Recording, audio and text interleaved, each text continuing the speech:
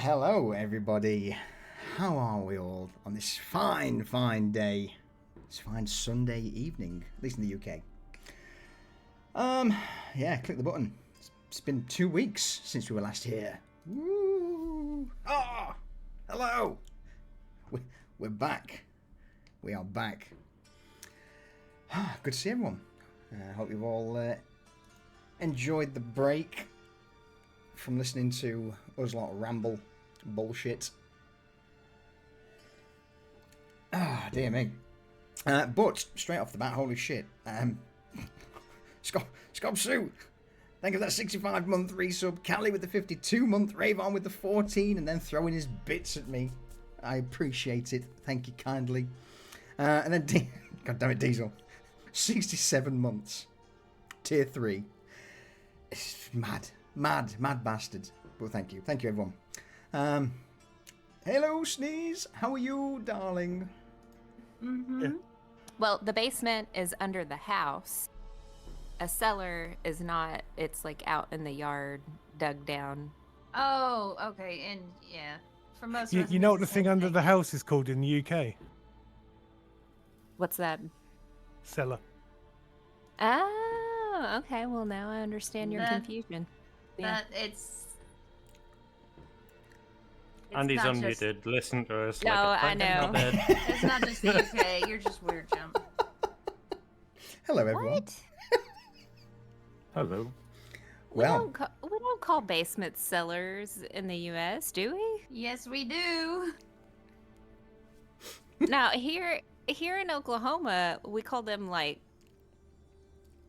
storm shelters, storm cellars, and they're not attached to that. Sorry, let's D&D. Yeah, in the rest of the country, cellar and basement are synonymous. please do continue. I don't want to. Diesel, Hello, back everyone. me up. How are we all today?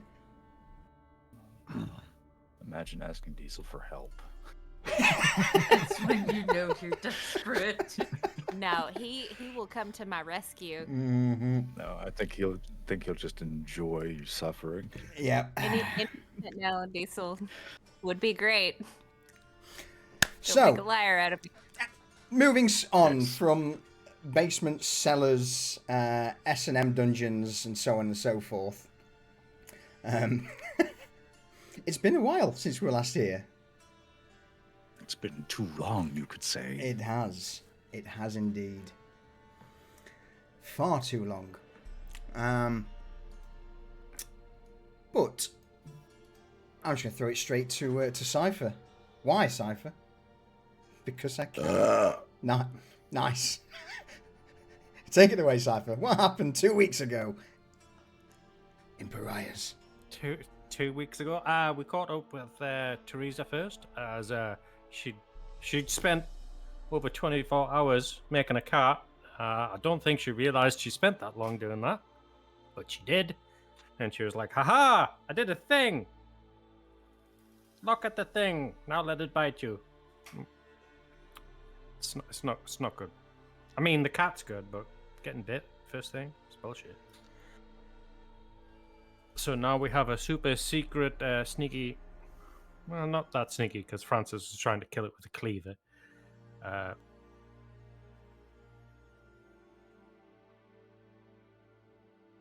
Yeah, forgot about that. Did we just lose Cypher? We had Vanya's and Cypher's. Sure, that could have just been a conversation, but wasn't. Because she got her little froggy back, and he showed her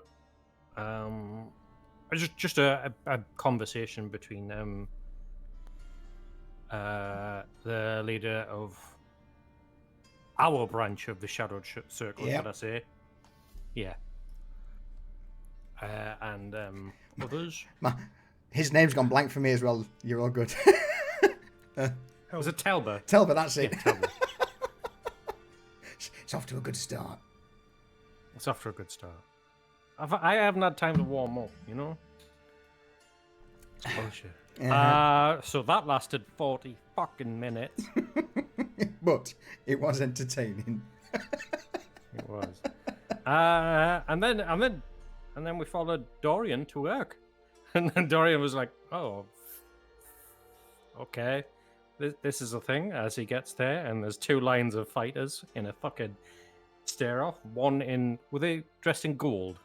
Like gold guard? Yeah, Like sort of yellow. chain mail armor, some with plates with a yellow tabard over, signifying that they are the armed arm of the Merchants Guild, or the Merchant Guard for that matter. Dressed up knobheads Yeah. of the Merchant Guild, yeah.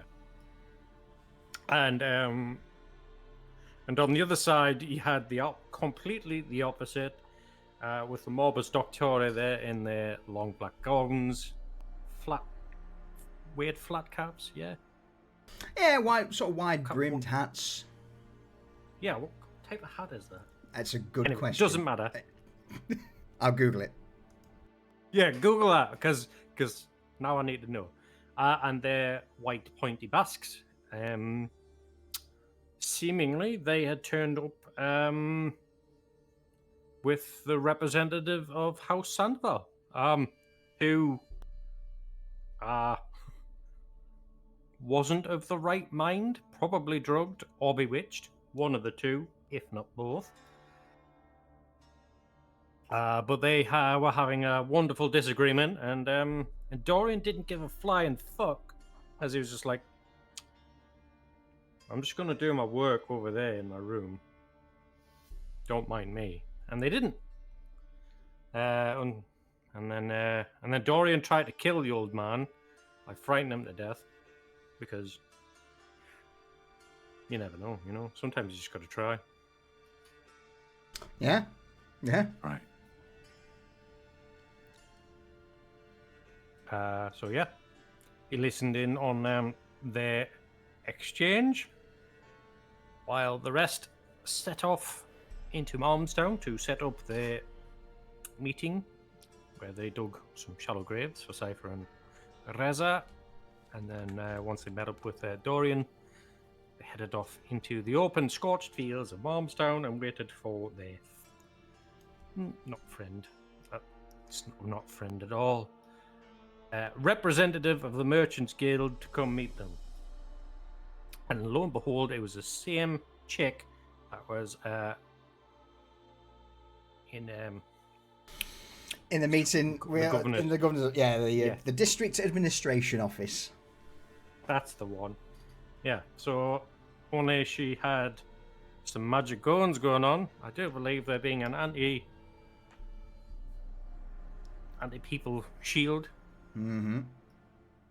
And a levitation spell. We don't know if she casted them or it was a case of she's got a bunch of tricks and trinkets. Probably the latter, because when money can buy you power, then spend money. So we had a conversation. Garrett dropped a little thread leading to that fucking fat fuck in fucking coin floor, who fucking That's a shouldn't lot have. of facts. Yeah. Yeah. I take it you didn't like that Fucking guy. fat fuck. No. You don't fuck with Dorian or Desmond, as he was back in the day. Turn on his feminine. Yeah. And then we ended with the sound of magic, I do believe. Absolutely.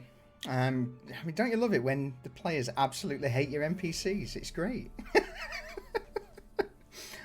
So yeah, after the meeting with the contacts for the Merchants Guild, or not so much a contact, potentially a somewhat higher ranking member by the name of Director Farida, you came to some sort of agreement-ish, if I remember rightly, Garrett. Or at least, maybe not an agreement, but more a case of we'll take your offer into consideration. I mean, I agreed to that play. Well, I didn't care if they did or not. Mm-hmm. And with that, then, the director departed the meeting grounds, and she managed to get quite a way down the street, turned a corner, and then it wasn't until shortly after that the sound of screams, of clanking of metal, and above all else, the sound of spells being thrown around was heard. And that's where we ended. So, we've got an ad break in 4 seconds. That's a great time for us to take a sip. For me to say, Tholmire, or Tholmir, thank you for the follow. I appreciate it, and welcome in. Adverts. Damn things. Alright. So, what we'll do then is we will pick things up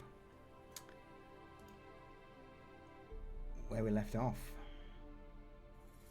And that is in the district of Malmstown, the outskirts of Novostoyan slums. From where you guys are all stood, having again congregated after the meeting, you will begin to hear the shouts ring down the streets from further ahead. Some screams, men, women. Others the clattering of steel on steel. Followed shortly with the fireworks, the light shows of magics being slung around. Just ahead of you, you will see flashes of green, flashes of blue, arcane energies light up some of the rooftops of the buildings, roughly 150, 200 feet away from you.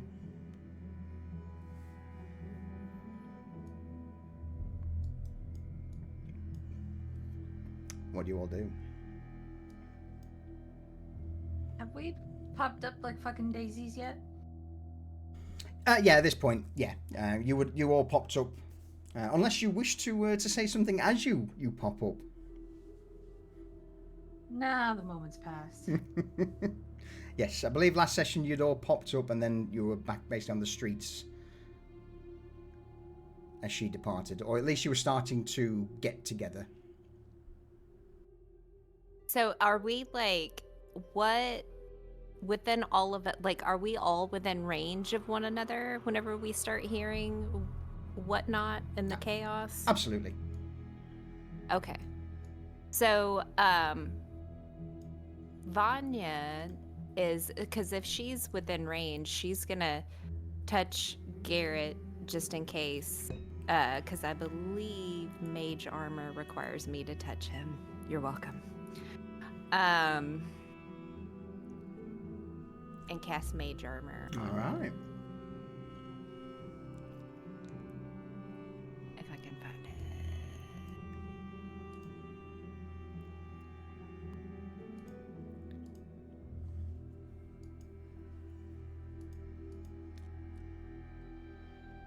Mage armor level 1 spell. I may have to use my character. No Oh, worries. there it is. There it is. There it is. Okay. I don't have him to select. That's fine. I can sort it behind the scenes if you just Okay. throw it on. So, with you extending a hand towards Garrett, this is the first time I believe you've cast Mage Armor, Vanya. Yes. Why do you know this? How do you know this? What's it look like? Well, she knows this because of the most recent grimoire that she had collected. And before they head out to this encounter, she had spent, a few hours looking through it and learning it. And how she casts it is she's going to kind of dance around Garrett with her hands Of course she is. and just kind of sway her body back and forth and like to his body and out with her hands kind of making like a windshield wiper motion. So she's gonna start at his face And then, and I am like literally doing this right now too. And, Of course you are. and just gonna kind of just go around his body, just doing this, just up and down, doing the And- stance. Reza will turn to Cypher and will be like, "You know how I know I'm dead? I'd never be caught dead doing that." Yep. Just one to you. Thank you. Yeah, it wasn't letting me cast that for some reason. It was telling me that I needed to have a target. Yeah, So. that's all right. I've sorted it.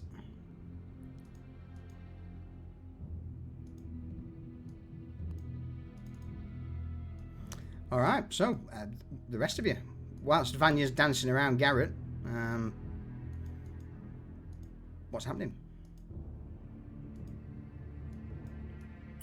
So there's no spells or anything coming in towards us. Correct. Nothing whatsoever coming in towards you. Reza is going to. So we're back in the street, and like there's houses on either side of us. Yep.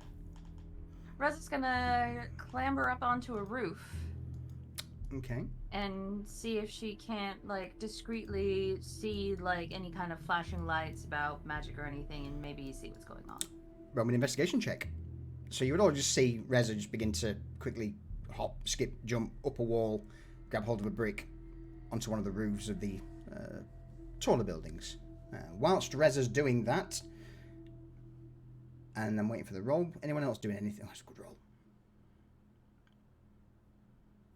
I'm just going to turn to like, are we going to go investigate? Or do you want to keep out of it? I'd like to know what's going on. Maybe we keep to a distance and try not to get involved.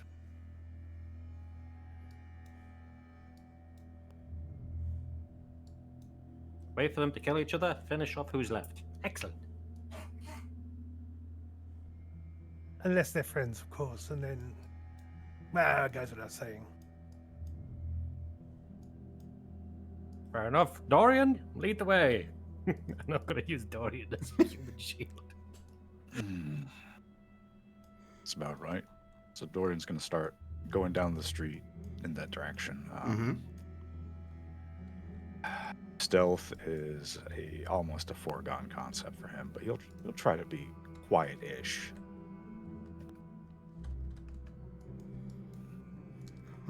As quiet as a guy in a half plate swinging a flail as he walks down the street can be. So with you guys starting to set off, Reza, you would reach the top of the building, and as you glance down the road, you would see that it seems to open up into almost like a little bit of a courtyard.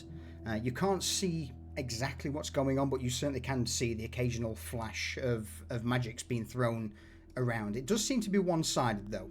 This doesn't seem to be a clash of multiple mages. It's almost like there's only a singular mage there. There's a spell cast, a brief moment, and then another spell cast. But the sounds of fighting, of screaming, or the screams would start to die down.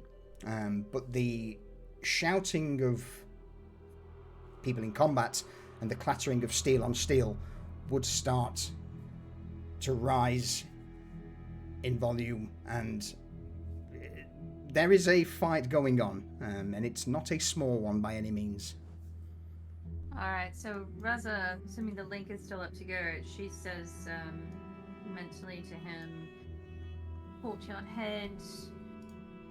Looks like there may only be one caster, but lots of heavy fighting going on.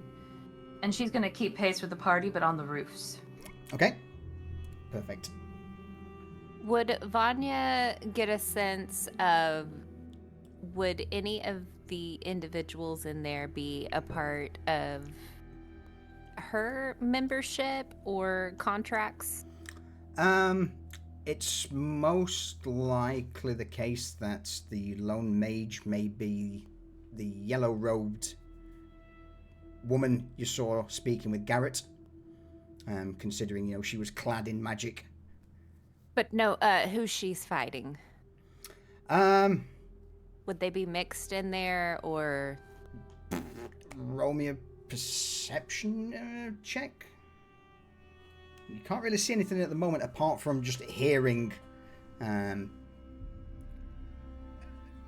fight. And you two would kind of understand there is only one person with magic there. There isn't the clash of multiple magics. It just seems to be someone casting a spell. There's a brief pause before another spell's cast again. So, so from where you are at the minute, you wouldn't really know who they belong to. You can't see, you can't. Yeah, there's no other details, sadly. Perfect, thank you. Question. I shall answer if I can. Sorry. I just want to confirm, the colors of her robes would be known, so no ruffian would attack a member of the Merchant Guild. This has to be a group of equal power and standing, right? Absolutely, yeah. Okay. Someone clad in magic with wearing that sort of attire, they would stand out in Malmstown. Absolutely, they would stand out in the slums. But it's so most ruffians will be like, whoa, maybe not. We can assume we're dealing with professionals up there then. Okay. All right. So with you all making your way down the street, Dorian, you're up front. Reza, you're just off to the left-hand side of the group, hopping from roof to roof. You all eventually reach a crossroad. Just ahead,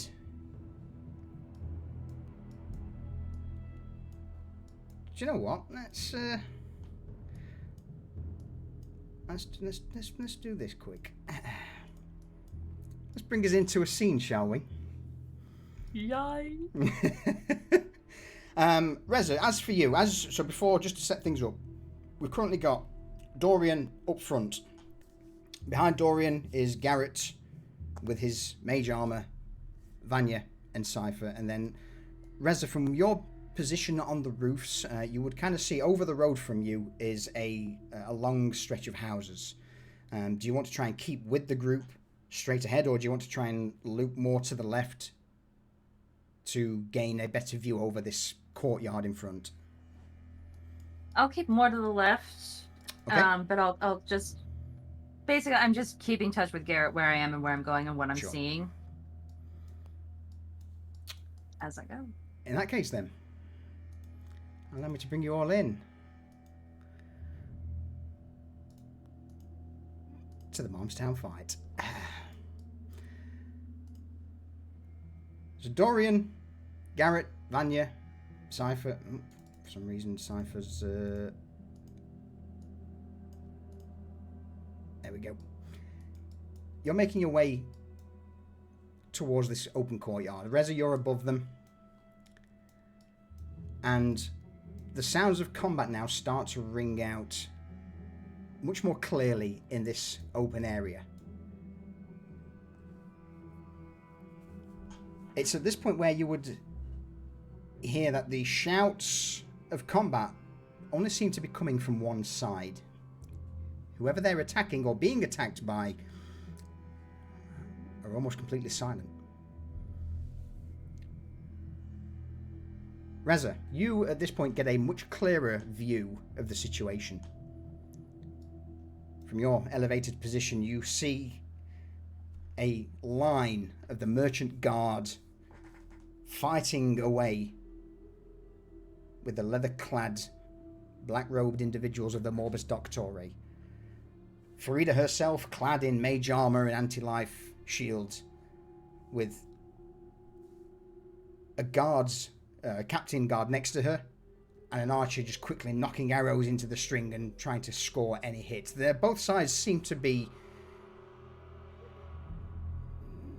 not so much wounded, but a few have the odd nick here and there, and this fight has only just erupted recently. The other thing that you would see is a multitude of scattered townsfolk, perhaps those who were either in the courtyard or who poked their heads out of their houses to see what was going on, have been cut down.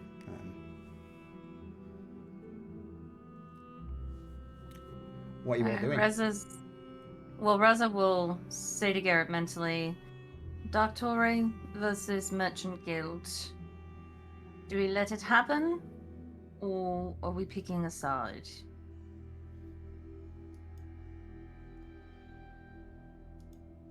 I think we just observe to start with and try and work out what's going on. Reza will nod, and then I think she would kind of scamper down from this building and move directly ahead to get on top of this building here at the ridgeline to watch more closely. Okay. So you're planning to move in that direction. Dorian, Vanya, Garrett, Cypher, what's your plans?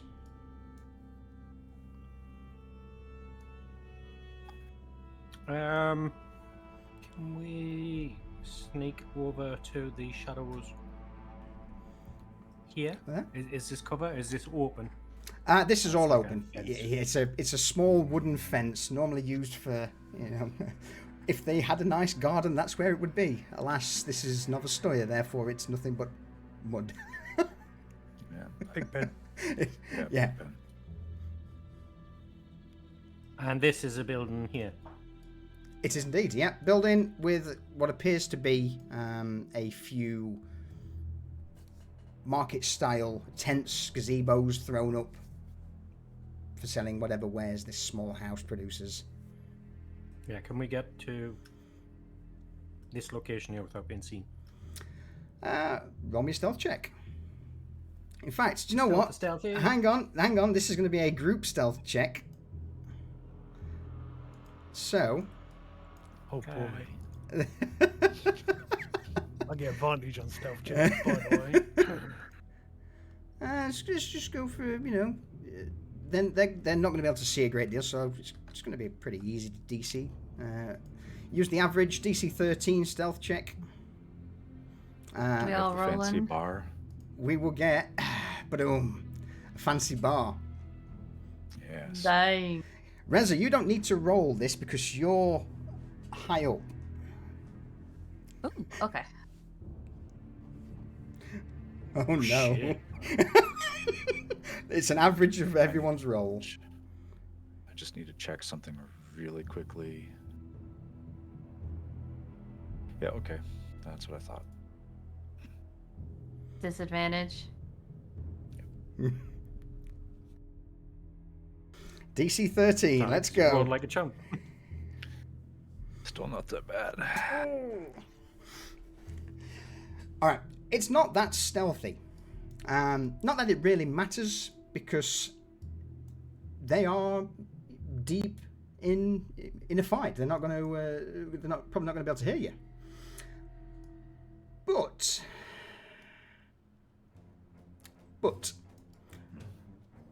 as you all begin to make your approach in this direction, it's at this moment where,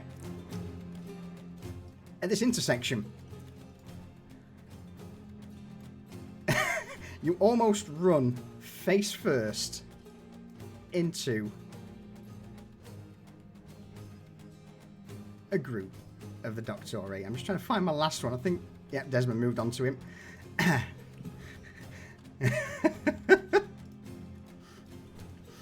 Now they come running out of They there. are indeed on their way. So as you reach this small junction, just as you're about to turn the corner, glancing out of the side to your right, you see figures moving towards you, and there's that awkward moment where this group stops, you stop, you both look at each other. The Doctore look towards themselves.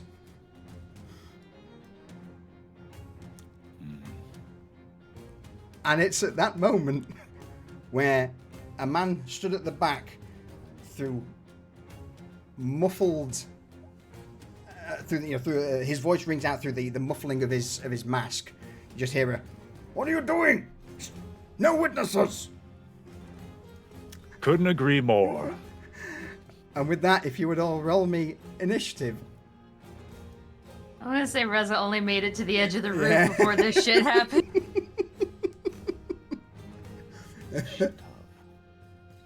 Oh, that's awful. Oh. So bad. Oh, dear me. All right. So, immediately leaping into action, Garrett, what do you do?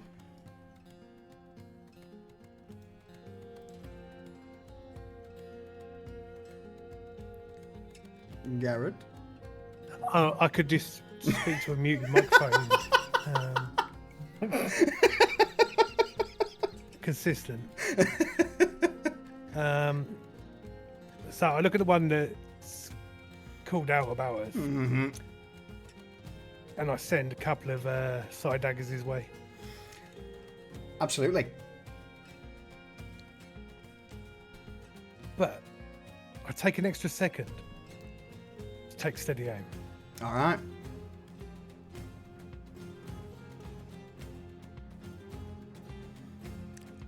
Oh, this is gonna hurt.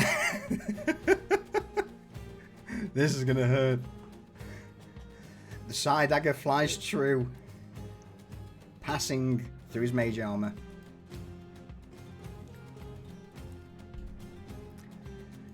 Seven.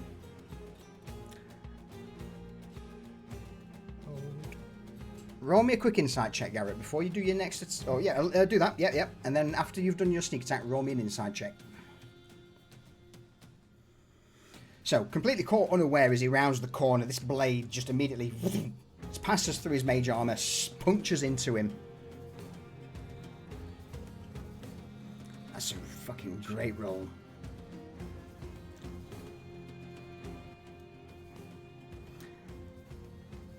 Oh no. Oh my Yeah. god. Alright. So, as most people, Garrett, when they are hit with one of your psionic knives, you understand how the body reacts to being hit by one of these things. You know, normally they seem to stagger back, clutch their head. It hurts. It's unpleasant. It doesn't seem to have as much effect on this individual at the back, almost as if his will is of iron. Almost as if he's resistant somewhat to your psionic blades. Oh, what a dirty bastard. It still did hurt him. You know, it's again the sheer force of the blades is, you know, was enough to puncture through his armor and wound him, but the effect of the psychic damage doesn't seem to be as what you would expect on most people.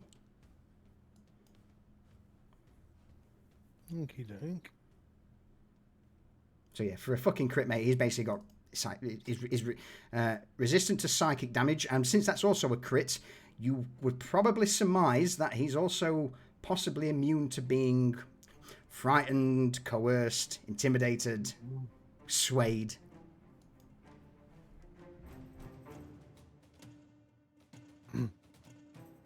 Well, I've started, so I'll keep going, and I'll throw my other finding dagger. Yeah, at yeah, him.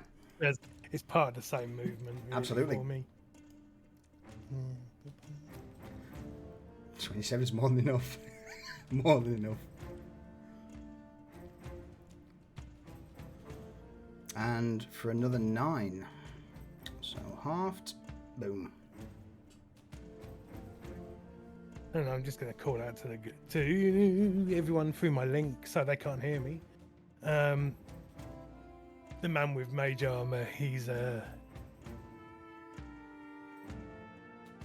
mind's like iron. It is. It is very much. And having been hit with these two blades, he's going to spend his legendary action for the turn to turn towards you, Garrett. All you would see is just these two beady eyes from his mask turn towards you as he casts a spell.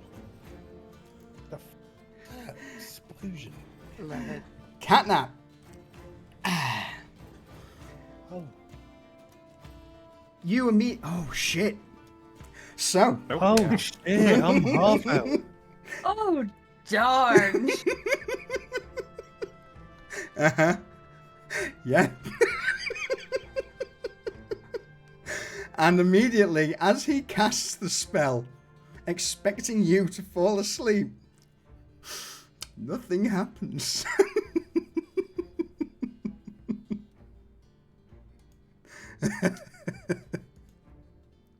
But he's not too worried about the rest. You know, he just immediately turned the corner. He had been hit with these two knives. The first person he would see would be you, Garrett. So I'm not going to put the others to sleep because his attention's on you. And then as soon as he notices you don't fall unconscious, who knows? Let's find out.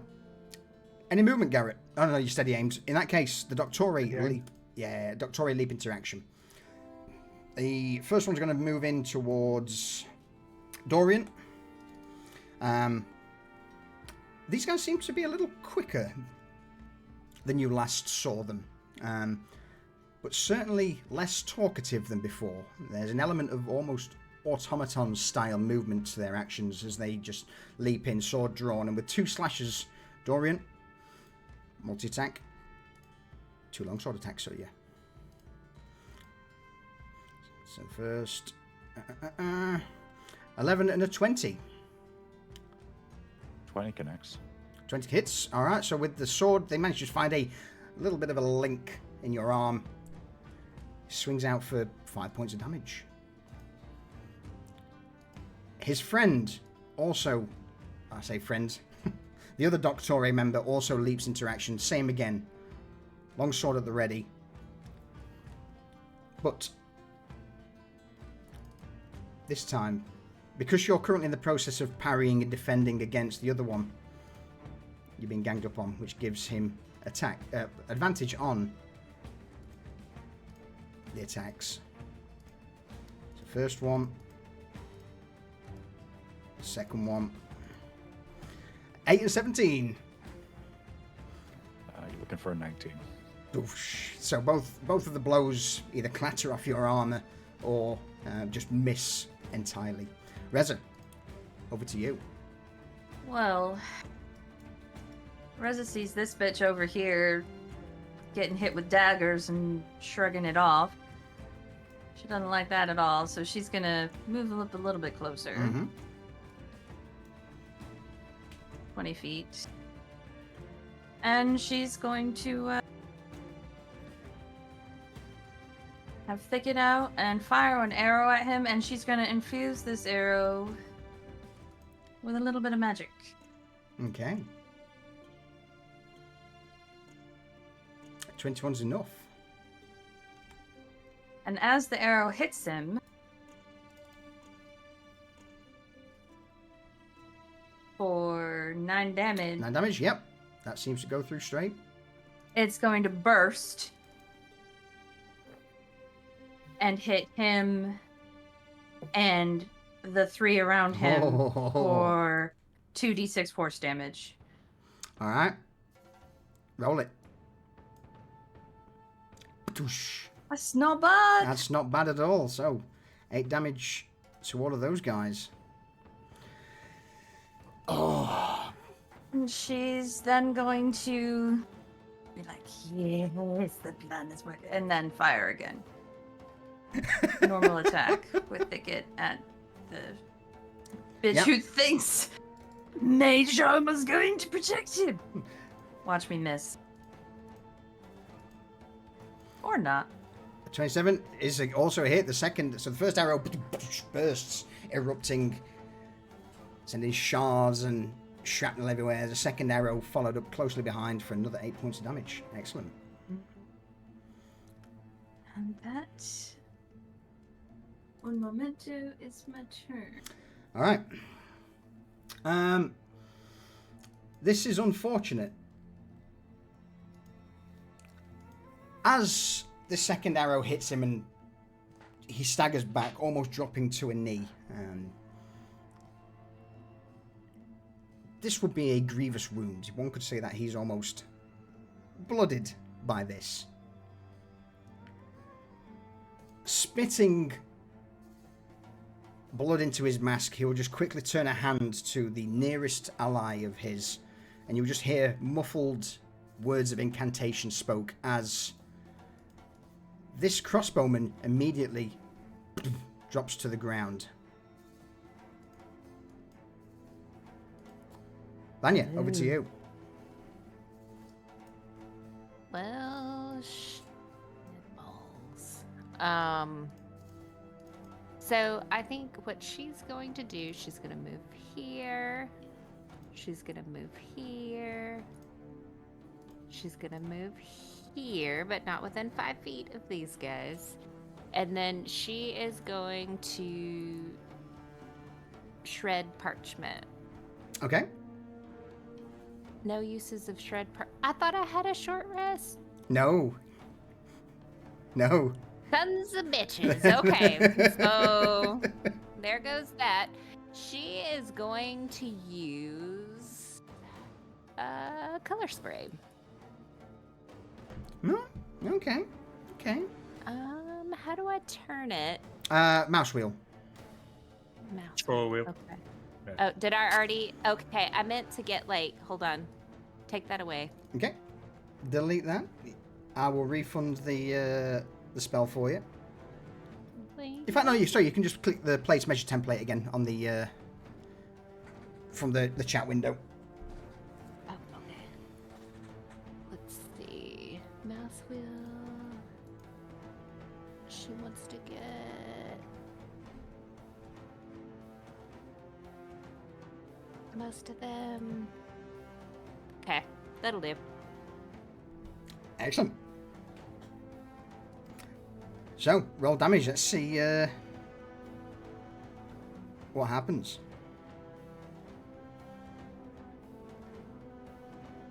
26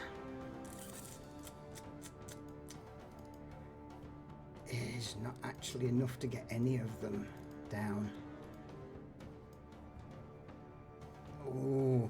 So, as you step up, Vanya, this blinding burst erupts into the face of the Morbus Doctore. One unconscious, he can't see anyway, and the others, as the colour spray begins to fade down, they all turn their beady, black-eyed masks towards you.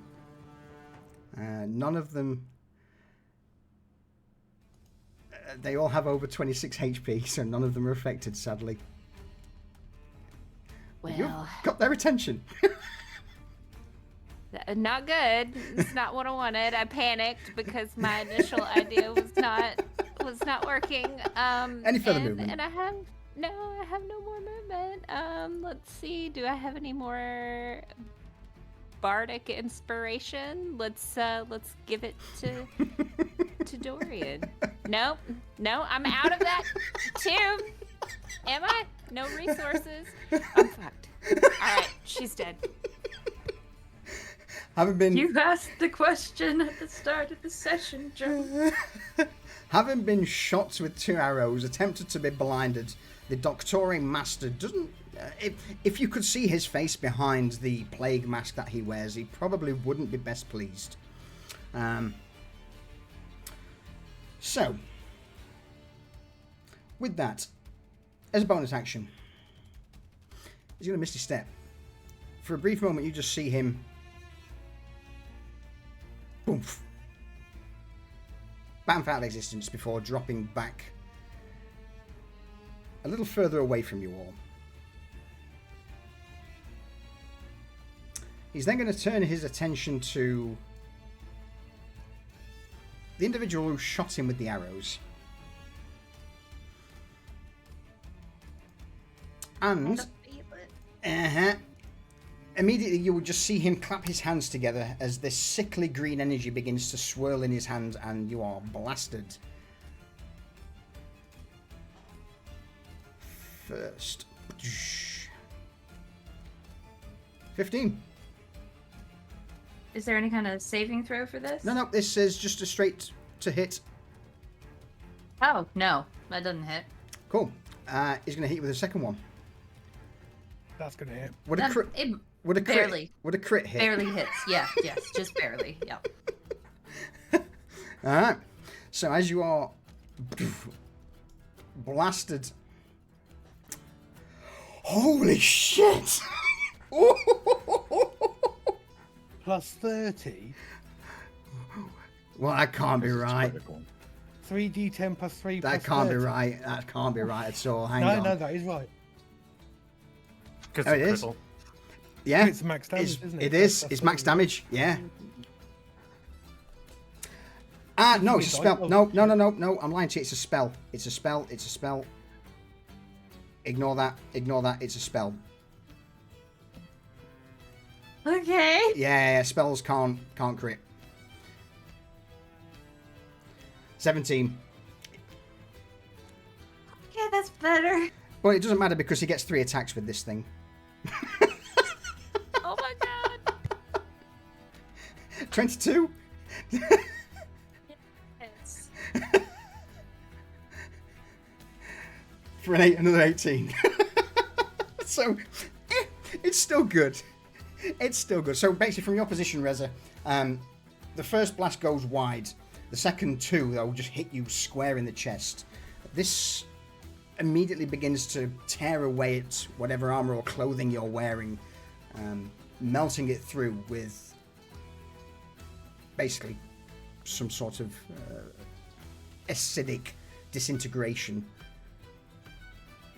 And it's painful. These guys, they know their shit. As for that, he's then going to start moving. He's going to start running 30 feet away.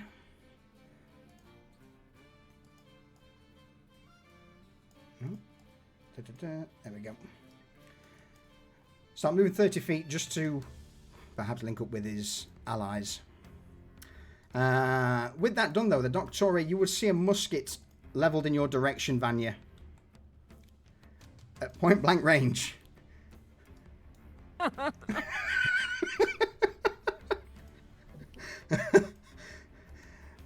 You see the little hammer just plink, slam down, and a roar rings out across the courtyard. If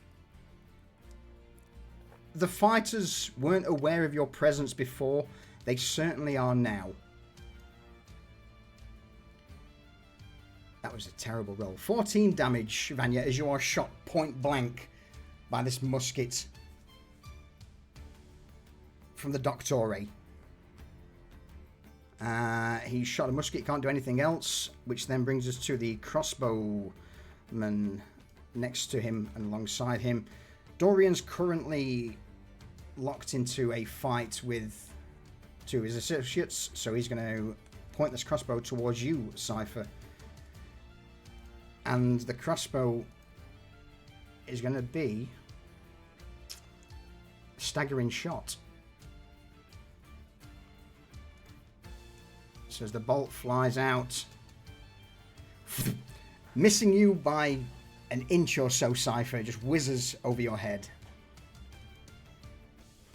Your guys' initiative. Fuck. Cypher, over to you.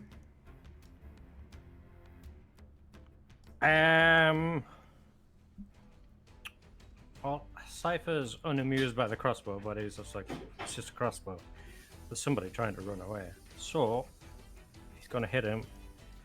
He's going to look at 2 boulders on the floor. Yes, you're 65 feet out of range. Yes, you are. And this spell has 120 feet of range. So, catch these hands as I cast Aggressive Shade. At second level.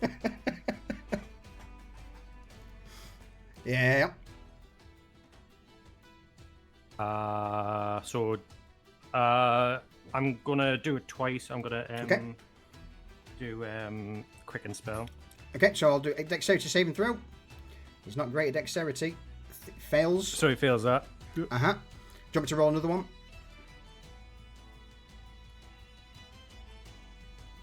I'll take that as a yes.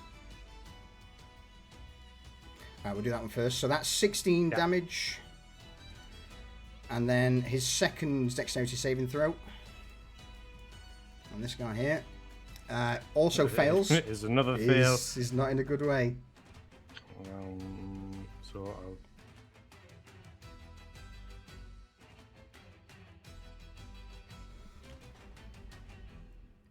And that For is 23 damage. Oh, what happens to him, Cypher? What are you doing? That's enough to drop him.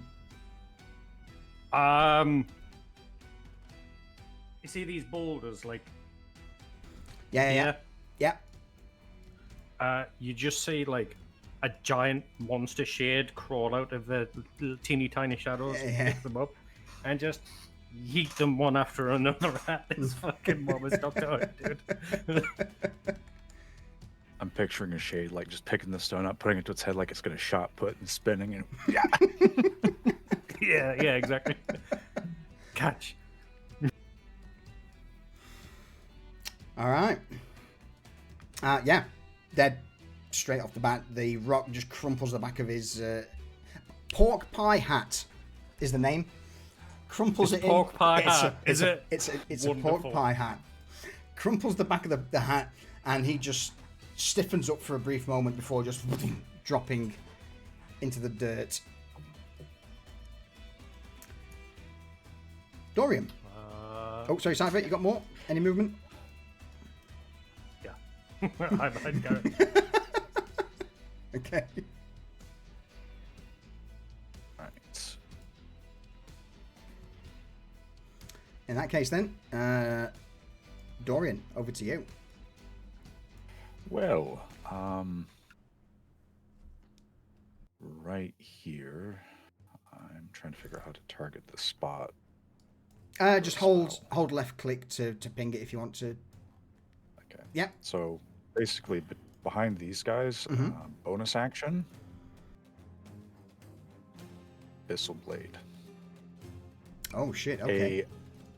Dorian is looking intently at this, and he sees that there's the two people in front of him, but he's seeing that there's more in the back, and Vanya's there. So he's going to just wills it to be a rift appears on the ground, and a blade hilt first emerges, wreathed in a bit of flame, and begins spinning and attacking people there. Awesome. Give me 2 seconds, because I. You say it's a blade, like a what sort of thinking scimitar or a longsword or a. A bit like a longsword, yeah. Yeah. Okay. Let's go with it. Up there then.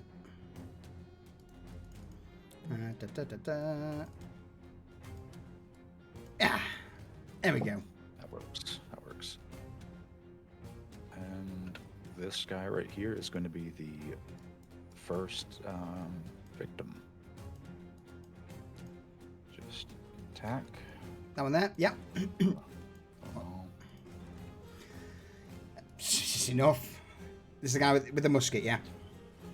yep, got Yeah. the musket. So he's currently just trying to quickly slamming the lever of the musket down, reaching into his pocket for a ball as this flaming blade just slashes into him. Roll damage. I thought I did. Let me try again. Looks like it's not rolling the damage. In that case, then,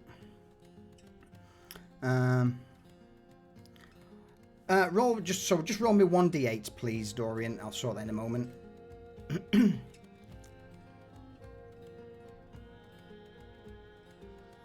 So 6 damage.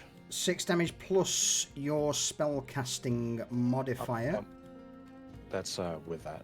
Oh, is that with that? +3. Okay, excellent. In that case, then, 6 damage. Yes. This flaming blade cuts into him, and he jolts forward. You would hear a brief muffle of pain behind the mask, but again, for all intents and purposes, at the minute, a lot of these Doctori are eerily quiet. Yes. And so, Dorian's actual action. Mm-hmm. Going to attempt to use the shield snare, so ignoring any shield bonus. Yeah.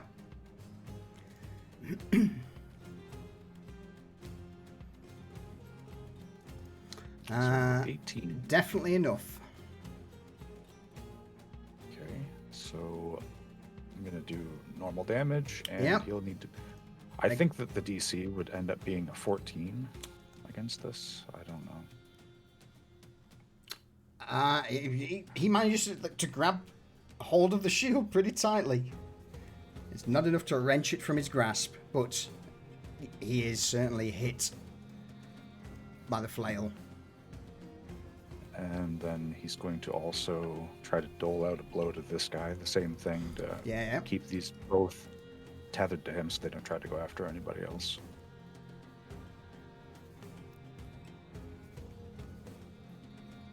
21, yeah. The same again. Shield snare. Yep. Shield Okay. snare. That is... These guys don't want to let go of their shields. It's a good instinct for them to have. So, you just whack each of them once, and he's used his bonus action. Do I have any free actions?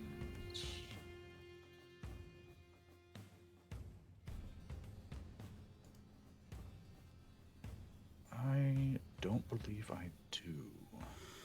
All right. So it's a good job my dude cast his fucking experimentation spell because he got turbo wrecked earlier. Vanya, from where you're stood, you're the one who would get a full front row view, the perfect seat as to what's about to transpire to this poor individual. And let me say it's not good.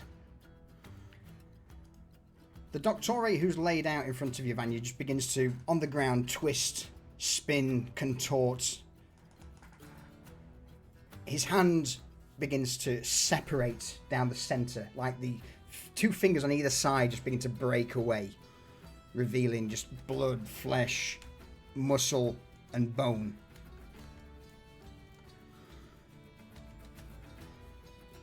His armor begins to rip and tear. His head breaks to one side and begins to spin and contort. And it's at that moment where, erupting in a shower of gore,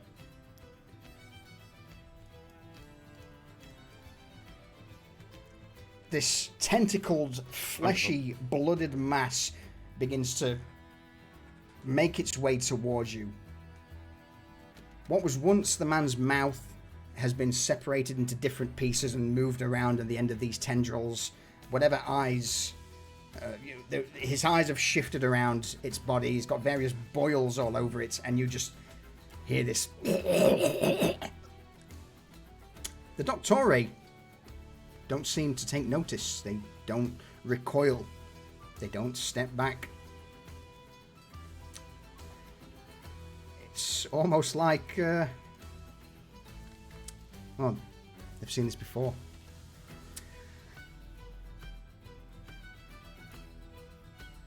Oh, Vanya.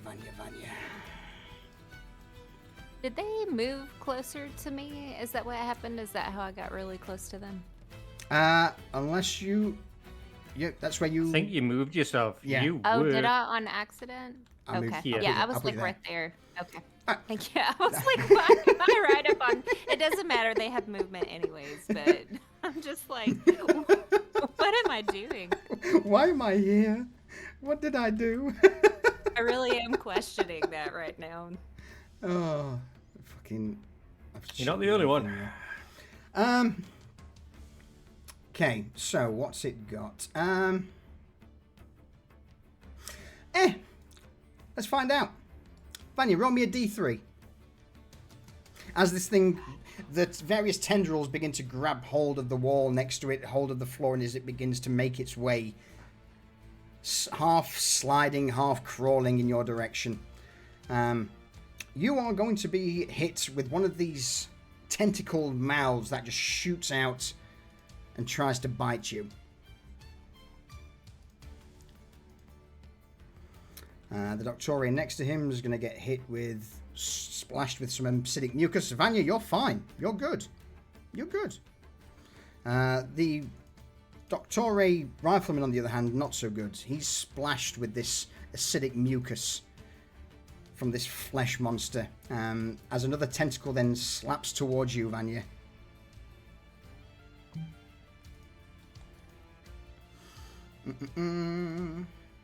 Oops, that's the wrong thing. I want that one there.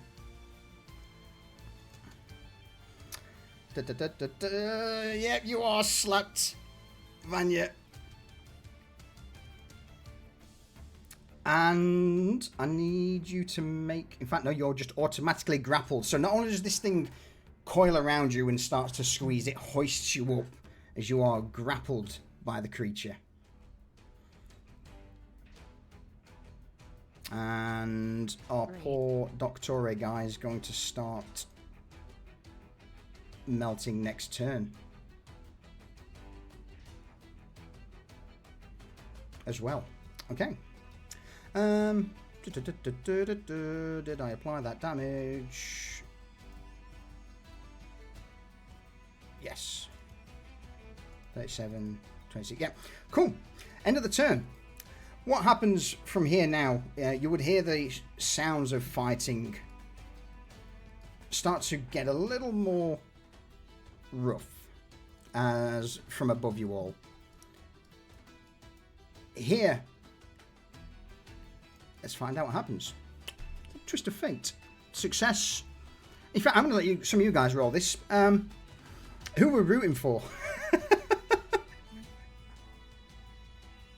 I feel like at this point we're probably rooting for the Merchants Guild, which is Yeah. weird to say. Yeah. Okay, That's just so something's not right about the Doctore. I'm going to need... Let's go with... I'm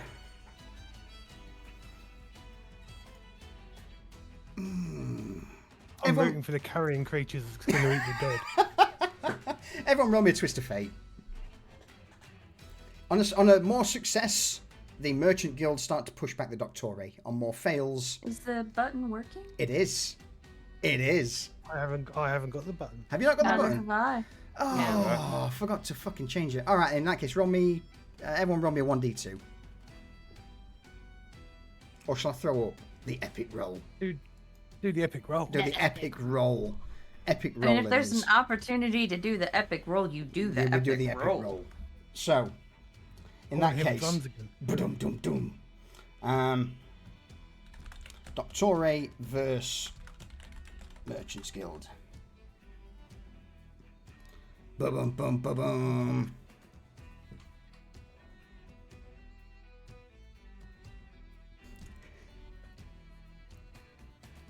Oh.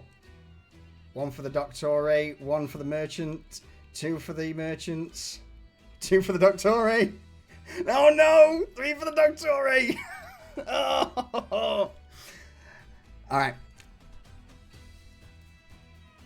A couple of the Merchant Guard lay slain.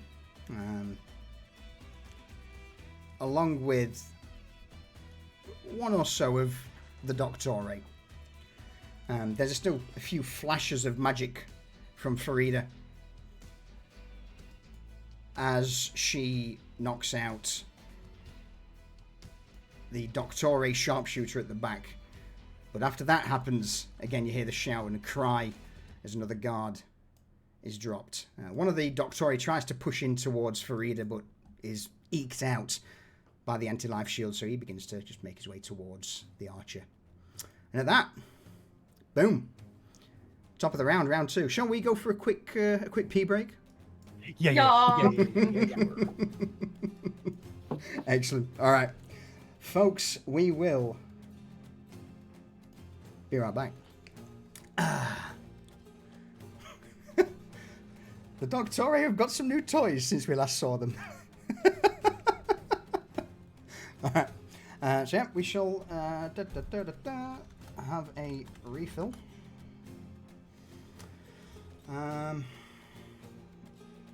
Cheers, does appreciate it. And yeah, we'll put something a little more chill on for the minute. Alright, won't be a second, folks.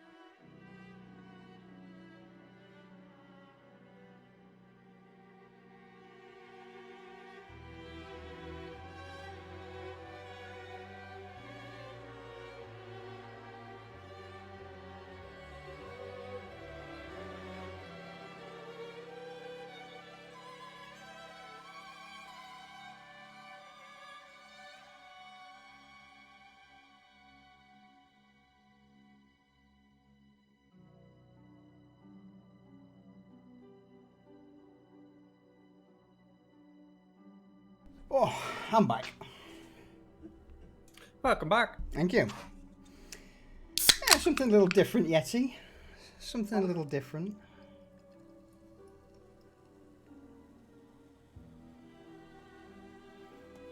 Why are they here, though? What is everyone doing?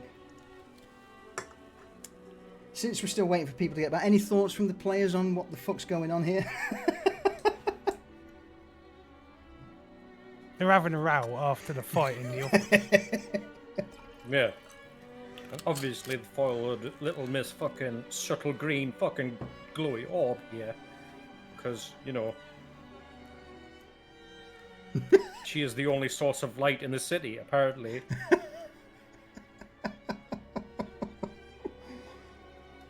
And all her gods are dressed in fucking bright yellow and red. I mean, when you've got a point, you've got a point. Yeah, they are pretty obvious. Yeah, go back to the coin floor where you fucking belong.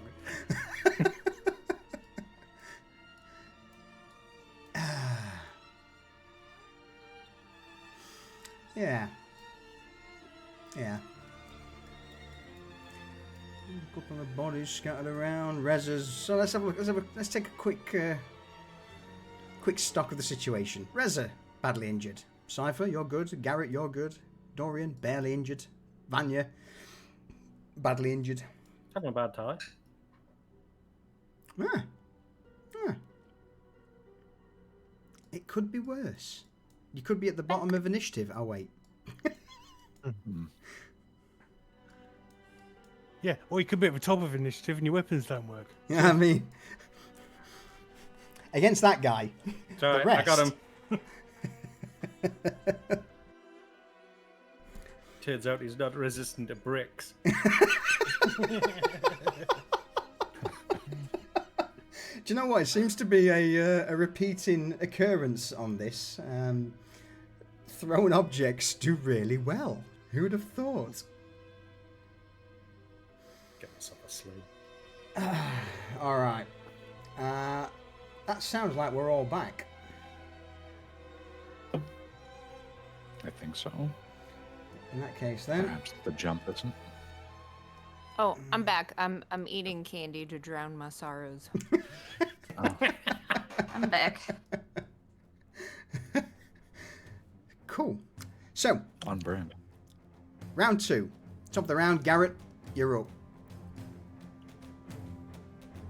Okay, well,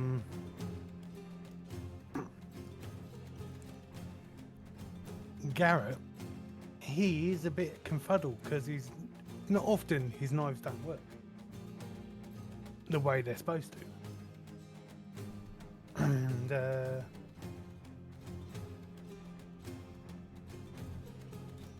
going to move forward.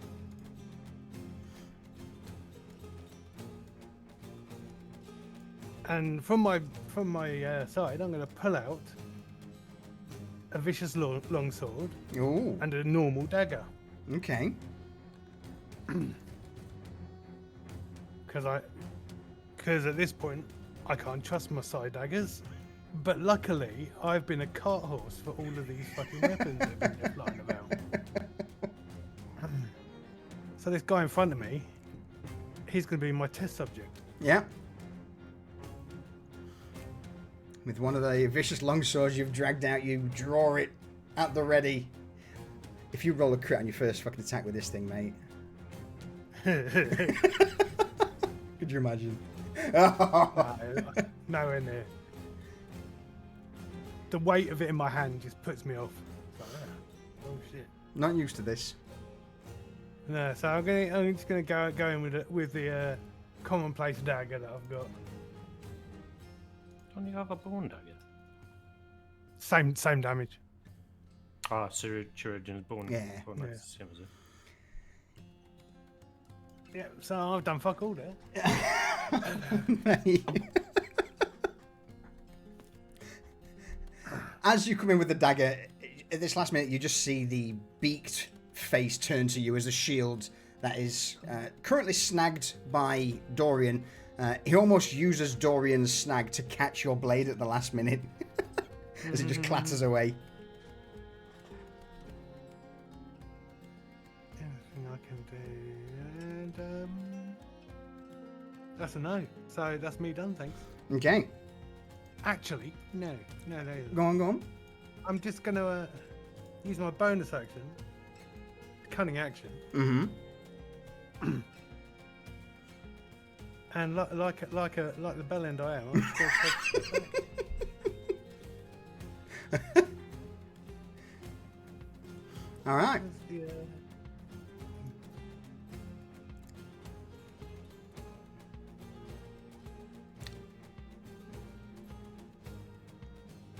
Where's the what, sorry? The rotator thing. R. Hold R. Oh, you just hold up. Yeah, just hold R. Yes, it's so much easier nowadays. Just hold R, and you can spin it in the direction you want. Oh. R. All right. Oh, Garrett, that's a shame. I'm sorry, my dude. Right. Using new tools. Absolutely. So, that Doctore, who has seen what's going on, is in fact, it's the other one first, isn't it? Okay, so he's going to strike straight into. In fact, he's going to spin round Dorian to there.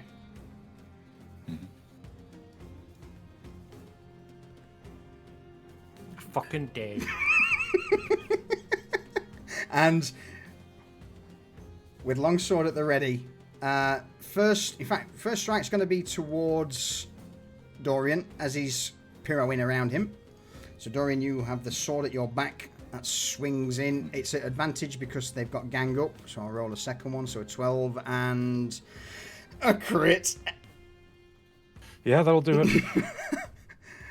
So the longsword, critical hit in the back for 13 points of damage. He's then going to use the momentum, spin round towards Cypher with the multi-attack. Ooh, Sentinel. Go on. To get Sentinel attacked. All right. Yeah. Yep. I'll let you do that first.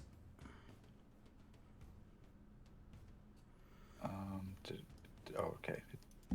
I thought it didn't go. It did go. Oh, that's pathetic. Oh. I love seeing low rolls. It's a rarity. Cypher, you are going to get swung at by the Doctore. And just as he starts to swing towards you, Cypher, he hears the chain rattling from Dorian's flail, so he'll just quickly spin his blade back to deflect the flail, you are safe. So that was a multi-attack, which then moves us to the next Doctore, who's going to pretty much do the same. He's going to move up, first strike into Dorian with a longsword. Mm-hmm. For a 10, is then going to use that momentum to spin the sword round in his hand and attack the second blow towards Garrett. For also a miss. Just and that's him done, which then takes us to you, Reza, on the roof. Archer on the roof. What is your wisdom? It's just pissed. She's hurt, she's been shot, and this bitch is going after Cypher, who is her undead brother. So this shit is not gonna stand. And hopefully, this guy won't either when Reza jumps off the roof on top of him. Oh, okay. So she's going to use him to cushion her fall and like try and direct her feet to like between the neck and shoulder to knock him prone onto the ground as she jumps down. Roll me a acrobatics against his perception. If you beat his perception, I will let you have that roll at advantage. Because at the minute, he's got Cypher. If I'm going to roll that at a disadvantage, because he's got Cypher that's trying to kill, as well as Dorian. Not really expecting you on the roof to jump down, at least. Perception, normal. So nobody expects the vampire from the roof. A disadvantage would be a 2. So yeah, he doesn't see you coming. He's currently in the process. That was that one, by the way. It was. It wasn't that one. It's a crit fail. So yeah. Advantage on the attack, I think, is more than fair. And because it's a crit, I'll knock him prone. Thank you. Well, that's what I was trying to do. So basically, the way this looks, chat, is like Rez is like, like she's hurt. Her clothes have been damaged, which I think Vanya can relate to, the rage-inducing aspect of having your clothes melted by acid, along with your body. Whips out Mal's blade, jumps down on this fucker, knocks him prone, and then just stabs him. You said advantage on the attack? Advantage on the attack, yep. And he's not prone. So yeah. For others. 26 is certainly a hit.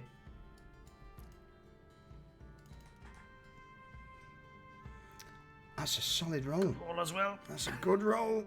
And she's going in for another one. Absolutely.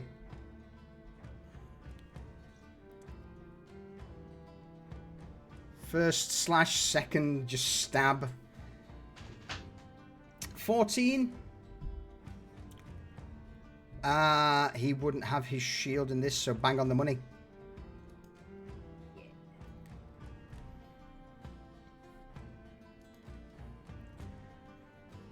For another 7.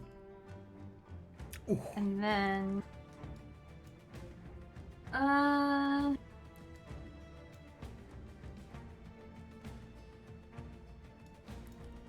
she's then, as a bonus action, going to stand there with the blade in her hand and take a defensive stance. Okay. Which adds 2 to my AC. So I'm now at 18. Yeah. Excellent. All right.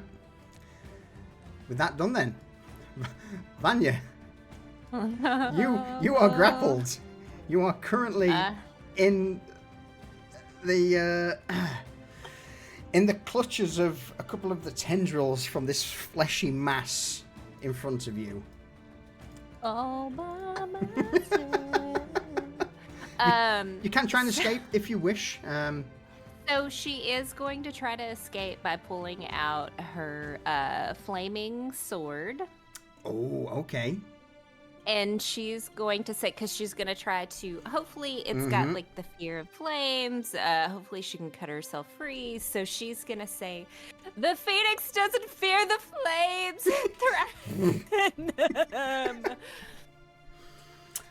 Roll me a... Roll me a strength check. Oh, great. You could have given me something. I mean, it's DC DC 13. It's not that difficult. Ability check. Yep. Okay. I'm. Oh no, am I gonna waste it? No, I'm almost near death. Yes. Remember, I had a pocket advantage Yep. that you had given me. I'm gonna use it. Okay. It's a good job you did. 21. Yeah, as you speak the words of activation, the sword just bursts into flames, severing the tentacle holding you as you drop to the ground. You are no longer restrained, but run me a quick insight check. Make it DC 10.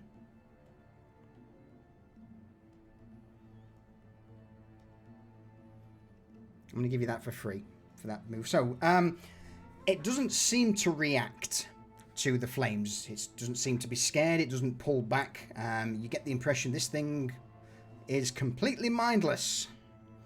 Whatever the Doctore was before is probably no longer in there. If there was a brain, there's a good chance it's now separated through multiple parts of this monstrosity.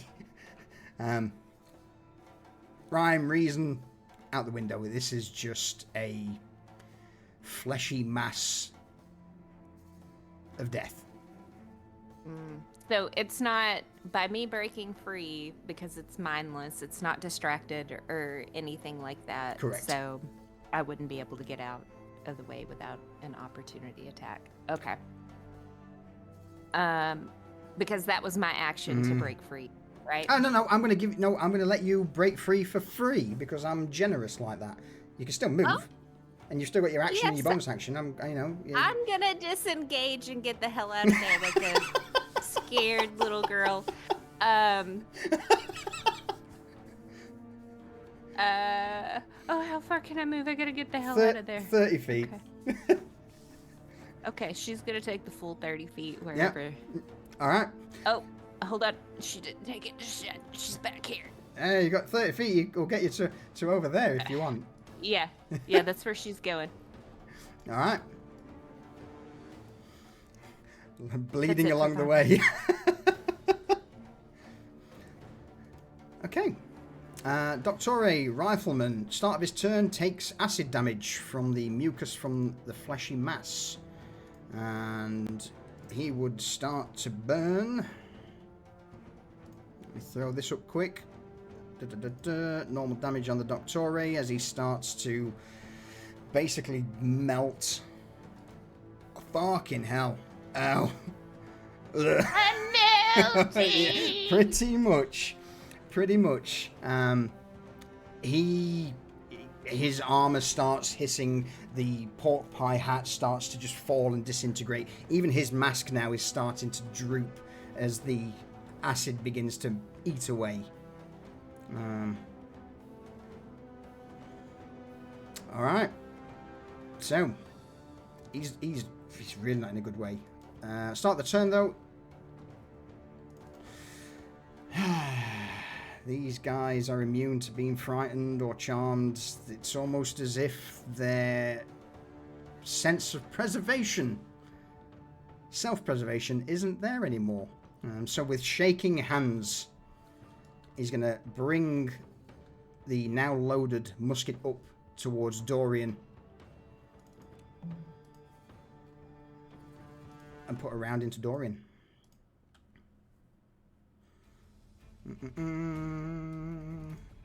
This is, because he's not moving, this is going to be a heavy shot.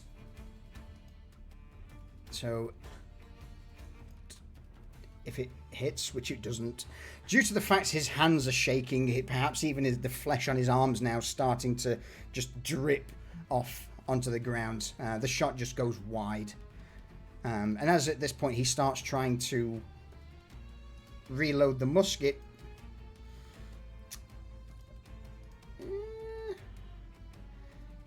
his arm just disintegrates, or the bone in the center of his forearm melts away. His hand drops to the floor, and with that the musket now also drops. He's unable to load the musket as he's just bubbling and boiling away. Crossbowman. He's going to move up to here, look towards Dorian, and put a crossbow bolt from the heavy crossbow into Dorian.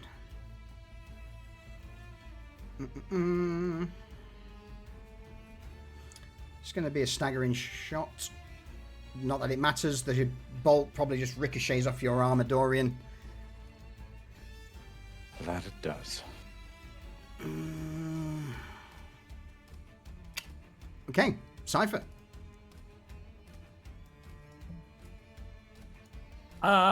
Cypher is going to cast Legion.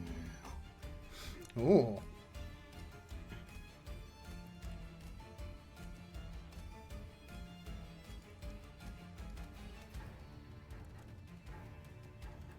Boop. Yeah.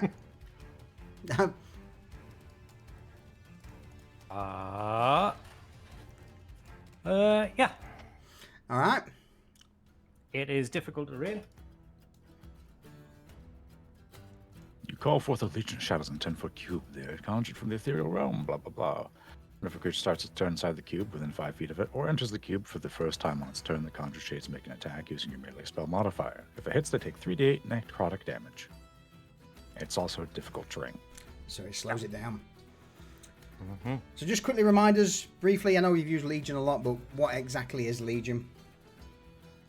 Well, now it's shady sperm.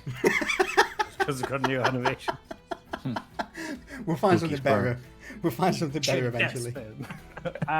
No, it's basically black, necrotic, shaded skeletons crawl out of the earth, and they can't go anywhere, but they're like half out the earth, clawing and grasping at anything that goes past, or anything that passes through. Excellent. Movement, bonus actions. As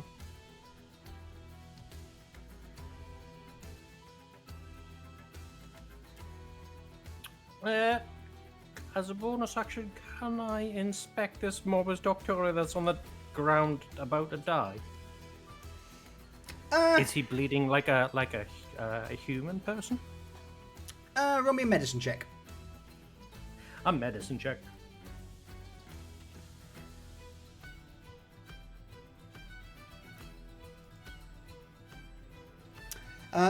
Bleeding. Yes, he is indeed bleeding like a normal person. There doesn't seem to be any physical differences on him as you look at him on the ground. The only exception being that the last time you saw the Doctore, they were a little bit more sociable, a little bit more human. Now they seem almost lobotomized. As if, Okay. given, they can still comprehend. Mm-hmm. They can still mutter some words. They understand what's happening and what's going on. They can still obviously fight. Intelligence is there. Understanding. Maybe not so much. Okay. No, that's my turn. I'm just gonna stay where I am. All right, Dorian. Start of the turn, bonus action. Gonna use the Spectral Blade 15 against the Against quivering mass the of tentacles. flesh, this thing's not hard to miss. 15 is enough to hit it. And I remember the damage roll is broken, so I'm just going to do this. This will be the final number. Mm-hmm.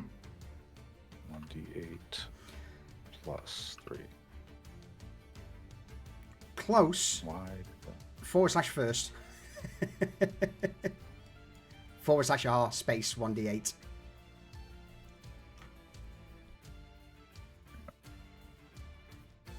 Four. Just enough to annoy it. Absolutely. But something is better than nothing, and the blade's doing its work.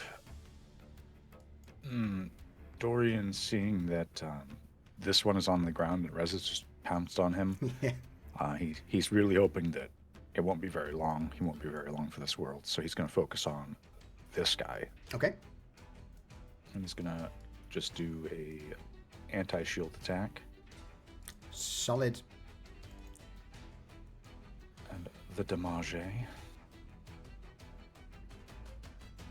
Oh my god. Points of damage. Maximum. Oh, that feels good. He's just smacked in the spine. Yeah, DC 14 against his to not lose his shield. So basically, what Dorian's doing is just hitting him with the chain, and it's coming around his body, and just trying to like hit his shield arm and see if he can wrest it free. Sadly not. He's still. It's almost like you can probably see from your position now as you glance around. They're not so much holding the shield; it's strapped onto their arm, so that's why they're holding onto the shield pretty well. Well, second attack. I've already taken my bonus action. That's important for this. Only 11.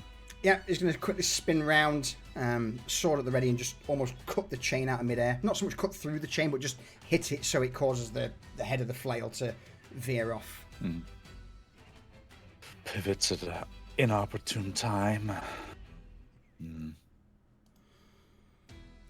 And that is Dorian's turn. Feels so good. DM having good rolls. Ish. Alright. The flesh. First of all, it's going to take attack from Legion. It is indeed. As the shadowy skeletons begin to reach out and claw, ripping chunks of flesh from this mutated mass. 24 certainly hits.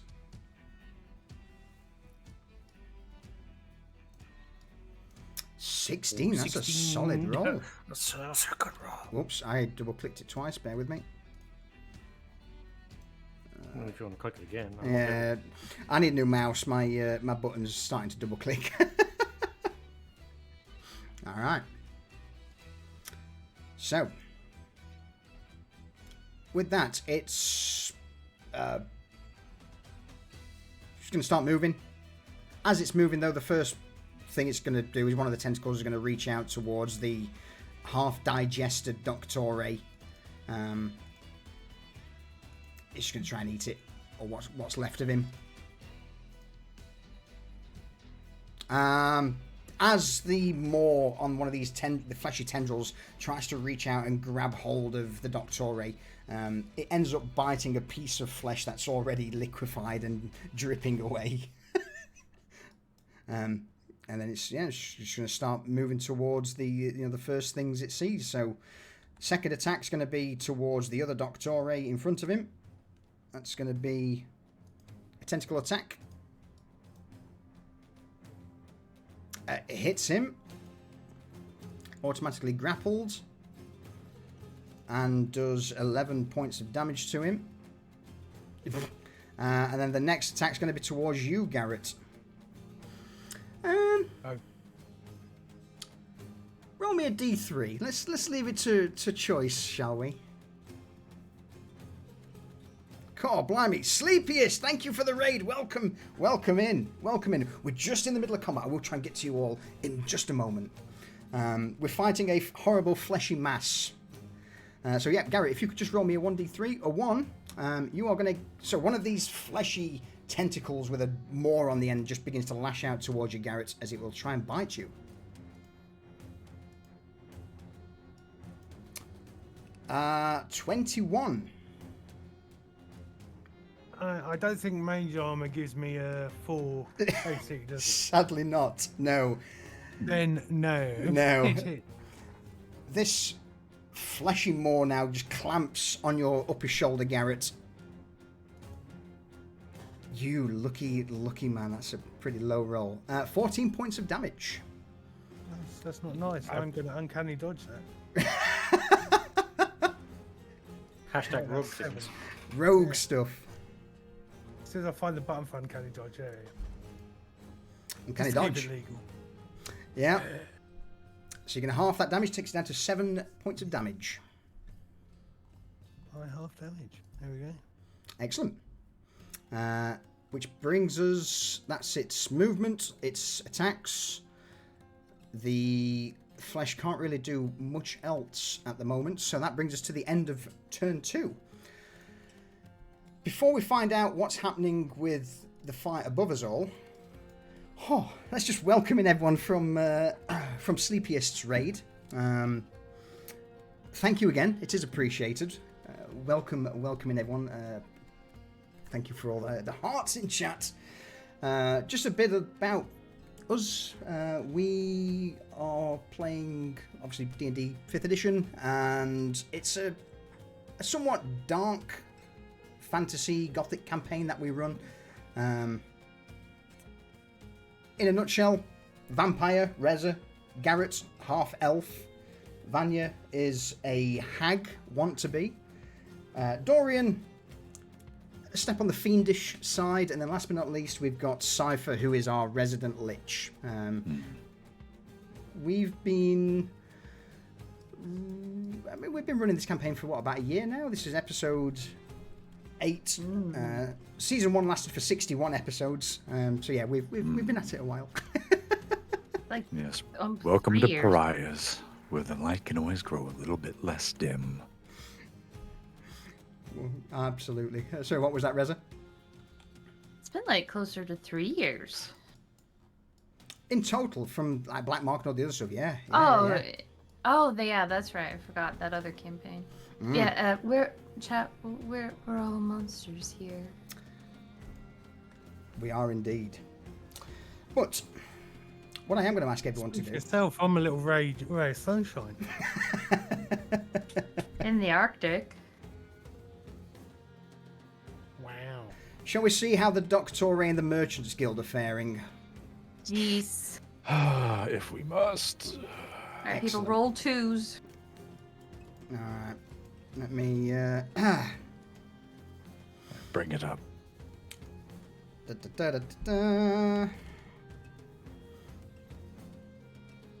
Use average. Alright. Ba-boom. Doctor versus Merchants. Let's see how things are going there. Flip of the coin. Oh no. It's not my fault. It's not my fault.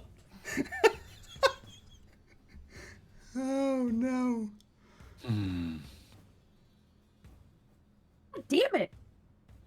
I blame Reza. Mm-hmm. You have one job.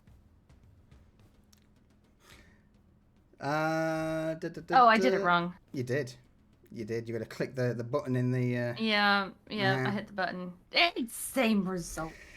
Oh no. So, with a majority of ones, that is a failure. To the north of your position, the sounds of combat, the shouting from the merchant guard begins to dim as a few more members are cut down by the Morbus Doctore. The archer is brought low along with the more armoured individual. The Doctore begin to move in, first trying to bash against the anti-life shell of Farida, before finding that's futile. Farida will start making her way back. A couple of the Doctore follow just to keep tabs on her as the rest start to lynch the remaining members of the Merchant Guard.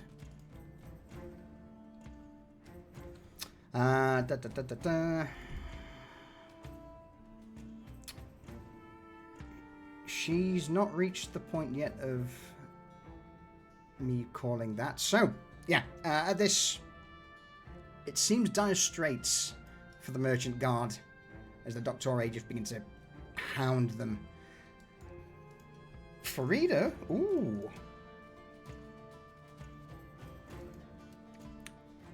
Would she notice you all? No. No, she's too busy fighting her own battles to notice that. She's a bit busy. She is indeed Got a lot on her mind. Yeah, absolutely. In the bloodbath down south, we'll take it back do. Top of the turn. Garrett, you're up. Oh, right. Well, there's this horrible fleshy monster next to me. I don't like it. But luckily for me, it's moved into range.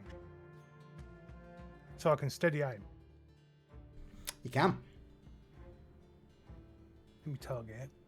And I'm going to give this vicious longsword another bash. All right. Come on. Advantage. Big numbers. Big numbers. Big numbers. Oh, it's not a crit. That's a 18? shame. 18. I shouldn't, yeah, more than enough to hit it. Marvelous. This thing's not difficult to miss with it being basically a giant blob of mutated flesh. It's using his strength, isn't it? Yeah, he should use Dexterity. In that case, bear with me. Let me edit that for you and change that to...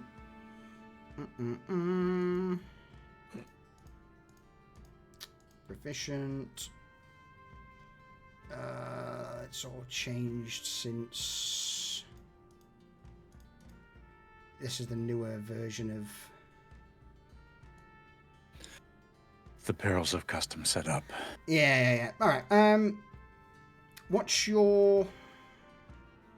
+4 for his. +4. +4? So that'd be 5 damage then. I'll just apply 5 damage to it and do it that way. Because basically, since we've moved to the newer edition of D&D, the newer edition of Foundry, it's now starting to use some of the 2024 bits and pieces. And Foundry, as you can probably tell, because the character sheet's changed, I can't edit some of the things as easy as I could before on the fly. Yeah, it's fine. Okay, so that's 5 points of damage. So I'm going to sneak attack it, Absolutely. because I want it. That was a terrible roll. That was a terrible roll, but damage is damage.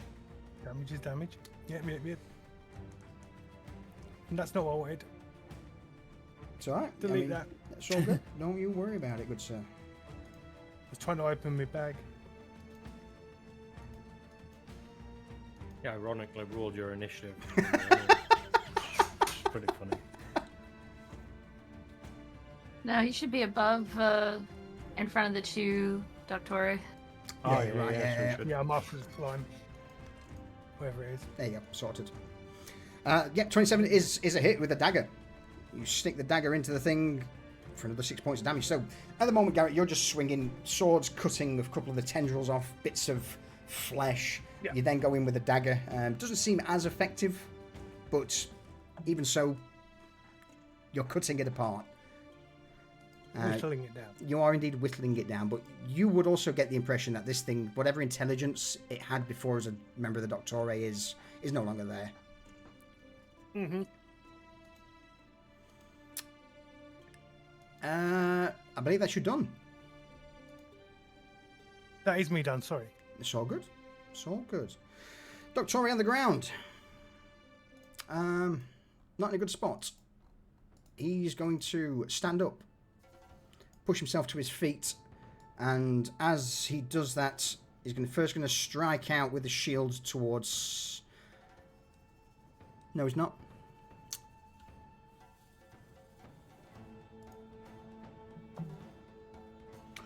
He's going to... As he stands up, Cypher, you would just catch a brief glimpse that from behind his shield, as he's standing up, he's grabbed something from his belt, and directly in your face,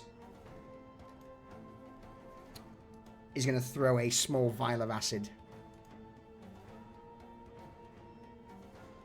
15? Hits. It hits. As the glass shatters, you are splashed in the face for 12 points of acid damage.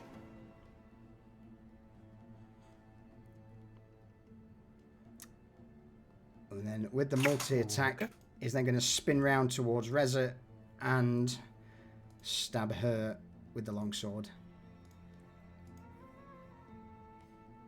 Or not. Nope. Or not. Next Doctore, the one fighting Dorian and Garrett. Similar sort of thing. He's going to turn towards...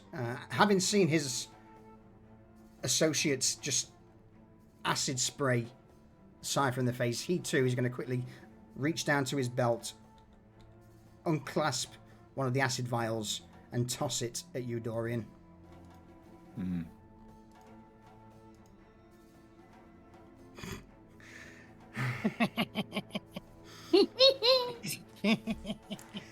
What actually That's happens? Fragile glass.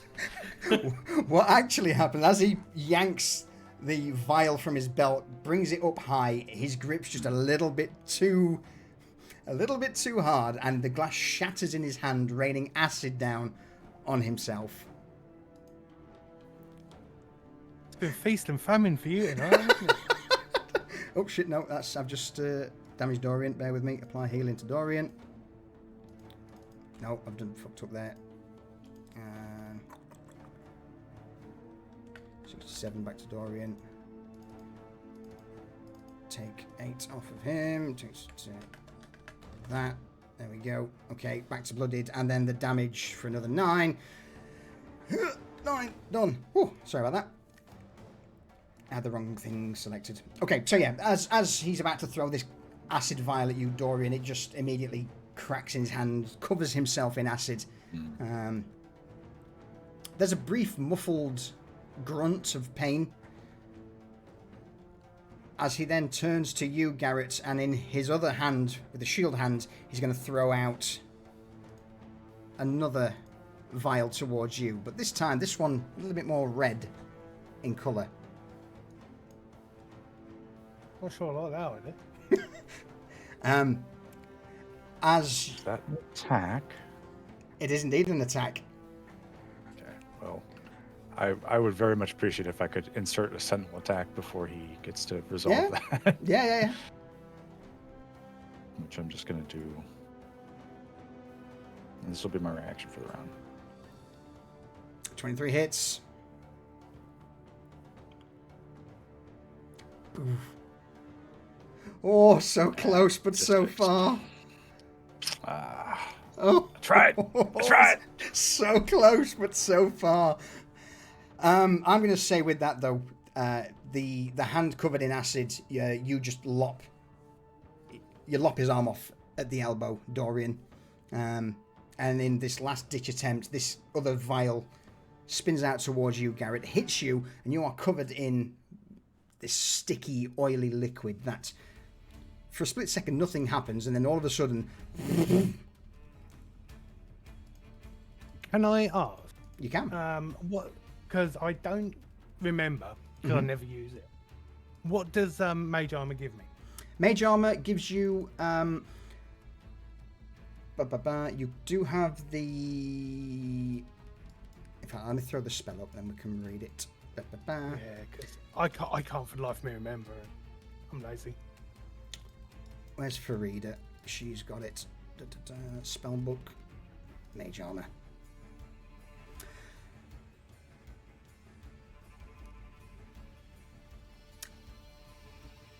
So yeah, basically, if you don't have armor, it gives you armor on your, based on your dexterity modifier. But Okay. since you're wearing armor, that's better than mage armor. It kind of cancels. Make it As for the alchemist's fire, the way this works, Garrett, is it doesn't immediately cause damage. At the start of your turn, you take 1d4 damage, or you can spend an action to make a DC 10 dexterity roll to extinguish the flames. So, it's not a lot of damage. Yeah, I was just trying to work out if I could cheese something, but I can't.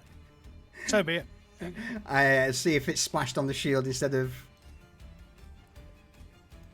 Well, no. If it still gave me any AC, I could have negated it. But... okay.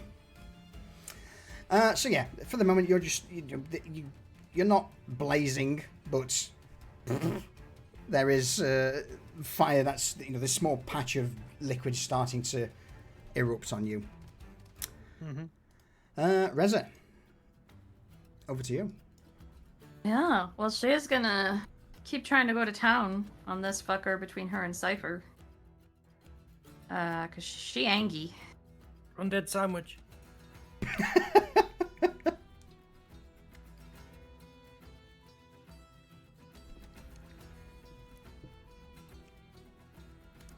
Nice jump, nice. 18, so yep, you swing in. 12 damage is not enough to bring him low. But you carve through the shield into his shoulder. His left side goes limp as you And I'm follow going up. in again. Yeah. With a 16, his shield no longer defending. It's enough. Roll damage. And unless you roll 4 or less, no pressure.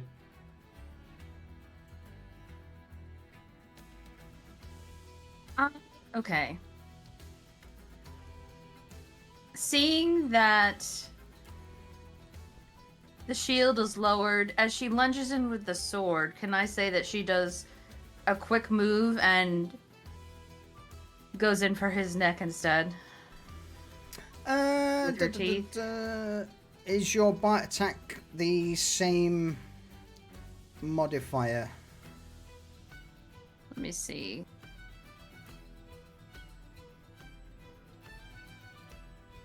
Where'd it go? Actually, easier way of doing it. Roll me a... Okay, it's a 1d6 plus 4, so yes. So yeah, okay, in that case, no, we'll find out. Roll me a acrobatics. Okay. That's fair. And we'll just go for a straight con roll. I'm going to let you have it, yes.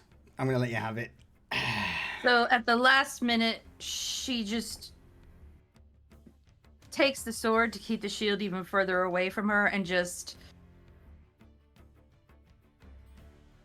noms down on this man's neck with a fanged bite.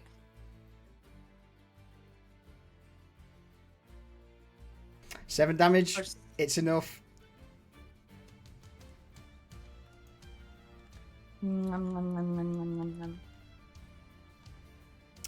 Then Roll your healing.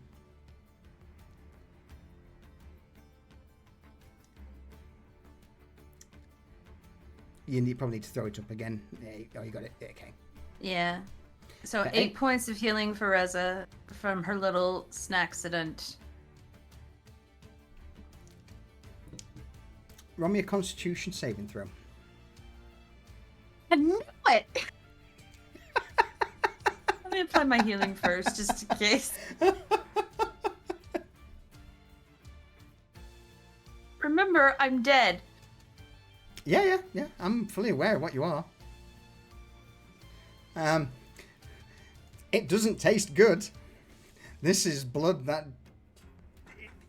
I don't even know if you could call it blood anymore. It just seems to be almost a serum. Yes, it's red in colour. Yes, it's nourishing for you, but the taste is awful. Almost like blood mixed with sewage water and various other chemicals. It seems that these guys are juiced up on something, and it's not pleasant. Even for a vampire would retch for a brief moment, but not enough to cause any issue or cause you to throw up. It's not good though. Alright, well, she's like, what?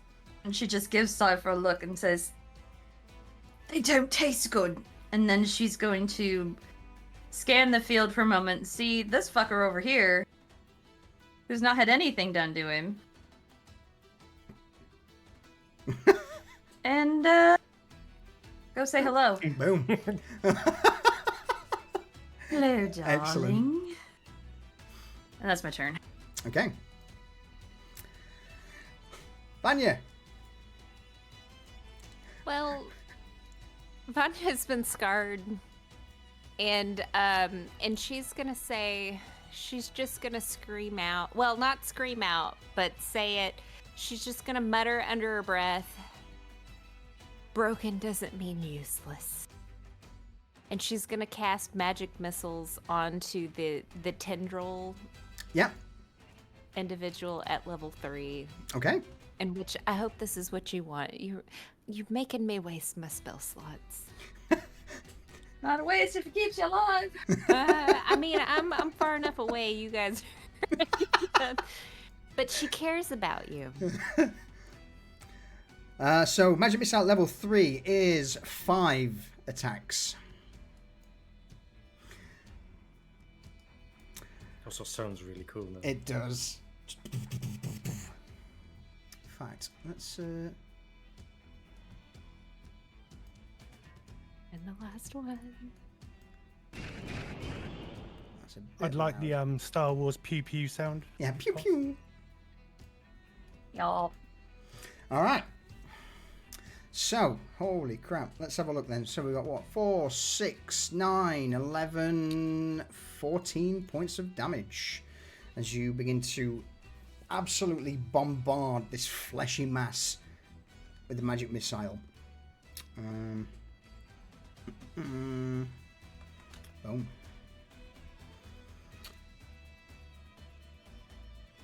And that's it for her. She's gonna stay as far back to not get grabbed again. And you know what? No. She's afraid it's gonna come after her. Oh shit! I've already ended my turn. No, I can put you back. It's all good. Okay. She's gonna kind of hide behind the house back here. And then that's it for her. Okay. The Doctorway with the musket that's now hanging limply in his hand. He Cypher. takes, Legion before he gets. Yeah. At this point, his body's starting to, part of his chest is now liquefied. You can see right through to his ribs, and he's starting to stumble, lean to one side. And it's at this moment where the shades from Legion begin to grasp out towards him.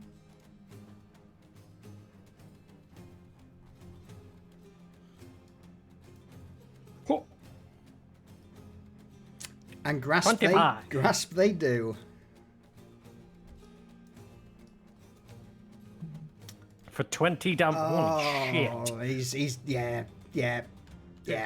He's proper fucked. Yeah, he's out. Completely done. What happened, Cypher, to him? Well, as he's sort of already disarticulating, they just help the man fall into pieces. Yeah, he is disarticulated. Cut my Yeah. arms into pieces.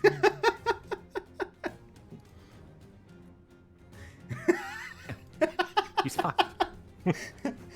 Pulled apart, and the last of the acid just begins to dissolve it until it's just this horrific pile of gore on the ground with bits of leather, a musket where the wooden part of the stocks started to be eaten away.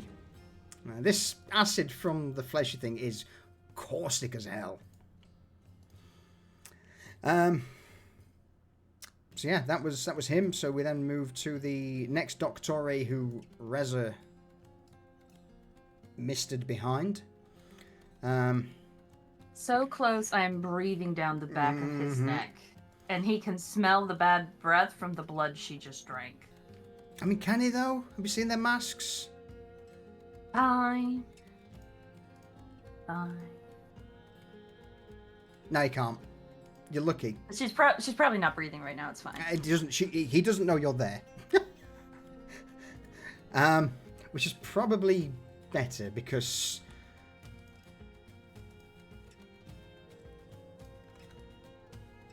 with Dorian in 20 feet, he's going to stow the crossbow, or at least not so much stow, but just cast it to one side as he whips out an acid vial and throws it towards Dorian, which it just clatters against the ground for a moment and doesn't shatter, just rolls. He's then going to Gotta turn. get some quality control on these bottles. Yeah. He's then going to turn, start to run, bump into Reza. And get smacked. Oh no, he's not Right. moving. He's not moving. No, he's not past you. Oh. He just sees you as he bumps into you for a brief moment, and with a dagger in hand, just quickly reach to his belt, pull a dagger out, and just stab it towards you. Now these guys don't run. they don't run. But 12 is not going to hit you with that. He stabs at thin air, missing you by easily a couple of inches. Useless. Cypher. I'm gonna take offense to the big ugly thing. Yeah, I mean, I would. it's not Yeah, good me news. too. It's not good news. It's not great news, so I'm just gonna.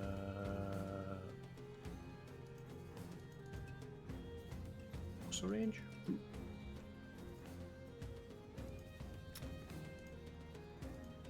Seemingly move into fucking melee range. Okay. And then poison spray. Oh, Him. okay. DC 15 Constitution saving throw. If you Is please. this poison? It is a noxious gas. Yes. It is a noxious gas. All right, the Doctore will get advantage on this. In fact, no, it won't. It's not advantage on that. It's resistance from poison damage. So normal Constitution saving throw from the Doctore, and which It's golden. passes, and the quivering mass of flesh.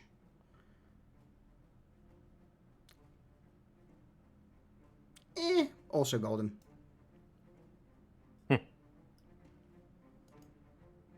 So it's half damage, I believe. Half or- damage, yeah. I'll take half damage. I rolled a 20, so it's not bad either That's way. not bad. That's not bad. Half damage for the Doctore because they are resistant to poison damage. Oh no, I applied that to the wrong one. 39 to that guy. There we go. And apply damage to the Doctore. Motherfucker, he's still alive. Hang on. Is it 20 damage? You shouldn't be. That'd be 10 damage. No, he's not. He's done. He's done. Yeah, he's out of it. That's him. Yeah. Yeah, he's done. What happened, Cypher? I just I'm a little annoyed because my face is sort of melting and I'm like, oh, this is just annoying.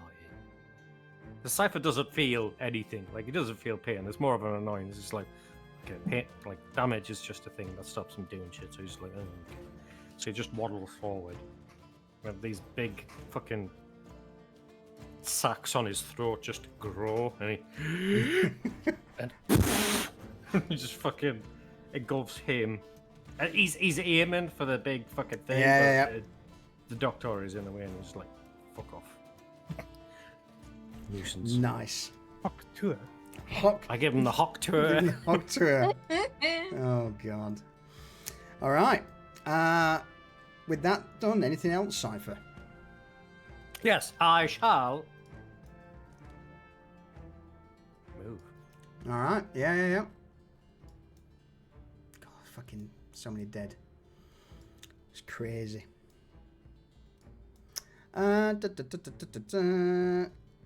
Dorian. Dorian is going to approach. And this thing, it's lashing out. He's going to just reach one hand out Yeah. and grab one of these tendrils. It's like looking for something. Mm-hmm. And he's going to dump 35 points of fire damage into this motherfucker. Oh, fuck. I have 35 points banked. I'm giving it all to him. Absolutely. 35. Yeah. Immediately, the mouths on some of the tendrils just begin to squeal, squawk, roar. A couple of the other tentacles wave around in the air. It begins to pump acid out of its body, just to try and douse some of the flames, whether it be in a conscious or subconscious reaction, who knows, but it's fucked. But still moving as it's burning away there. And barely. Then... Do you want to just quickly basically throw up what it is that you've Yeah, burnt him so- with? I gotta pull the actual ability from the sheet. It's fire heavy. Yeah, so here it is. Spite. Love it. So I had 34 left. No, actually, wait. Let me check, make sure it's 34, 35. Pretty sure I had 35 left. No, 34, because you flicked someone. Regardless, I mean, it's 1 point. So yeah, 34. I'll just give it 8 point back. Not that it makes much difference. And then with the flail, he's just gonna hit it once. Because Yep. first attack to touch the thing, second attack to just try to put it out of its goddamn misery and hours. Mhm. Attack. Swing it. Normal. Yeah, that's only a 12. It's not enough. Even with this thing just howling, reeling, screeching from its multiple mouths, as you swing the flail out to try and hit it, it just jerks itself to the side. So the bonus action, the scimitar, or so the flaming sword, is going to bounce 20 feet next to this thing. Yeah. Between, and it's just going to make a bonus attack. Gotta go find it again. 1d8 plus 4? Well, it has to attack, right? It has to. Yeah, It has to make the attack roll. it's based on... It's bit- yeah. Go on. Yeah, sorry. it's best to just roll the spell again without using the spell slot. Otherwise, you got to scroll a mile. Yeah. It's the same with fucking Legion. It's just like, Yeah, just cast it again without the spell slot. Okay, Abyssal Blade. And I'll look at a better way of doing that, because I think that's the first time this Okay. iteration of Foundry that we've used it. Attack. Normal. Oh, mate. I tried. Let's make some macros for it. That's not a bad shout. I will do that for you. So yeah, Okay. even the Abyssal Blade trying to swing out, this thing's just rotating, quivering in random directions as it squeals in pain. passed That's up what it Legion. is, man. Legion? Shit, yeah, fuck. Hmm. Get the fuck. Even the shades can't grab hold of this thing at the minute. It's almost glitching out. It was probably the best way of describing it. Is it's just contorting, twisting. This amorphous mass of flesh, avoiding all attacks against it. Dorian, you're gonna get a let's go with Garrett. Dorian, roll me a d3.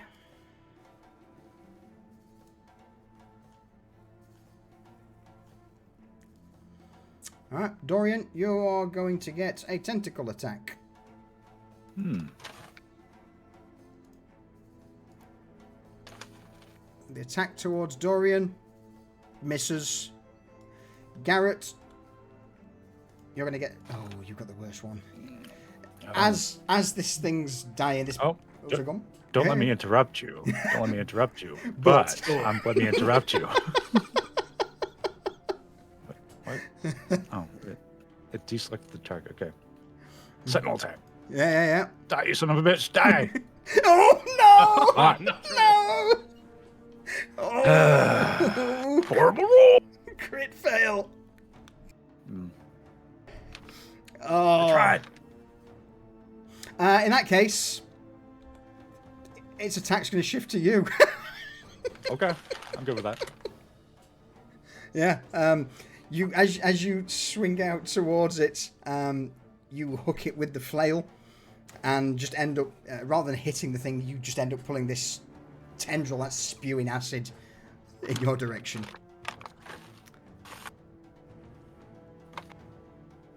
For 23. Mm-hmm. That hits. Normal roll. 4d6. You are hit for 19 points of acid damage.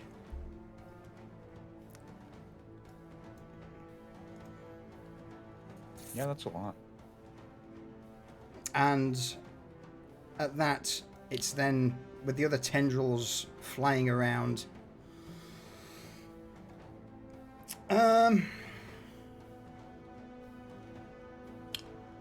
Oh man, Garrett, Dorian, both of you, roll me a acrobatics check, quick. Oh, that's not fair.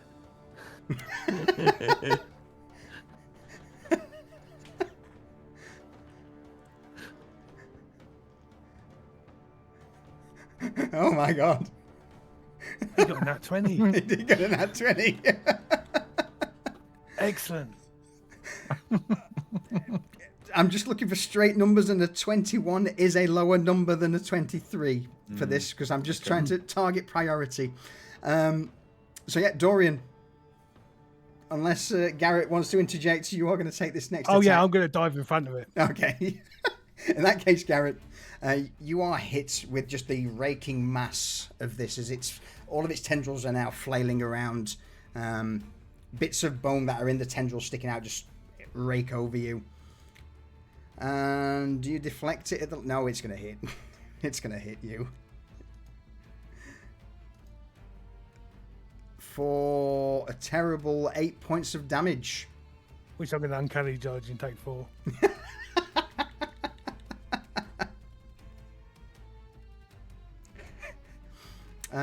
I'll let you move if you want. If you wish to move to another side of Dorian or wherever for that. If you're diving in front of him. Yes, I would love to. Go for it. That would be fan-dabby-dozy. Oh man. Alright. That's all it can do. It can't regenerate. Normally it would try and eat something, but it can't because it's on fire.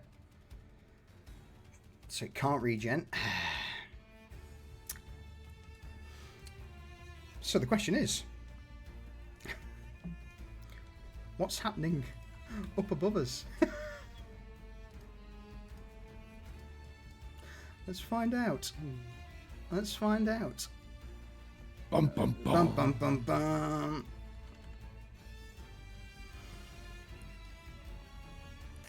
Doctore versus the Merchants Guild.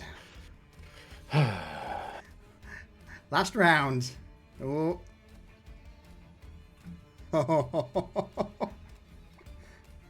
Go. Oh, shit. Yeah! Merchant guilds seem to start pushing back at this point. Farida herself executes the two closest Doctore to her. With the captain, the Merchant Guard captain, now fully in the fight, he too would cut down one of the others and begin to move and flank. And last but not least, another Doctore would fall, but the guard next to him would be pretty wounded. And at this point, I think through this fighting, a lot of them would have a fair few wounds. So I'll just quickly update some of these. There we go. I'd say it'd be more blood than mud up there at the moment. It probably would be. Bodies. Yeah. In fact, let's just move some of these around. Throw a bit of blood there, a bit of blood there. There we go. There we go. That's a bit more thematic of what's going on. blood. No more fleshy tentacle monsters coming out of people. So, annoyingly, no. That's because of this fucker right here's dead. He has a brick where his face used to be. He does indeed have a brick where his face used to be. Because you missed that earlier, Yeti, I'm just going to throw this up just so you can all see what it was. Experimentation. The Doctore mutters an incantation, causing a small vial inside of the target to shatter. This causes all manner of chemicals to enter the bloodstream, causing rapid mutation to the target. If he's not around to do it, can't start the mix. All right, top of the round. Garrett. First thing I'm going to do, Oh, actually, cunning action. before you do that, you take 1d4 damage. Because you're on Do it. fire from that alchemist's fire vial that hit you. Do you want me to roll it or you can do it? Ooh, I'm gonna do it. Your rolls have been on point Oh, today, shit. so you might as well. Well, it would be if I didn't roll a d3. Hang on. Let's try that again. 1d4. One. Shit! I take no damage. You don't take any damage because. Go on, Garrett. Because I've got a nice little jacket on Yeah. called a thing in the thing. Treated jerkin. I treated Treated jerkin. jerkin that reduces fire damage by 2. Fuck. I've had that since the first episode. Yeah. By the way. Yeah. Got it from Torch, the guy with the flamethrower backpack. Yep. Who ironically got his flamethrower from the All right, Doctor. let's not worry. Full circle. Circles within circles. Circles. Yeah. It's funny that. Okay. So I'm going to cunning action to disengage, Yep. which would help fire G. Yes. Why can't I move them? Oh, there we go. Cool. And I'm now going to use my action to put this fire out. Okay. Fire gone. Don't have to roll for it. DC 10. Dexterity saving throw, isn't it? Yes, it is a DC 10 Dex saving throw.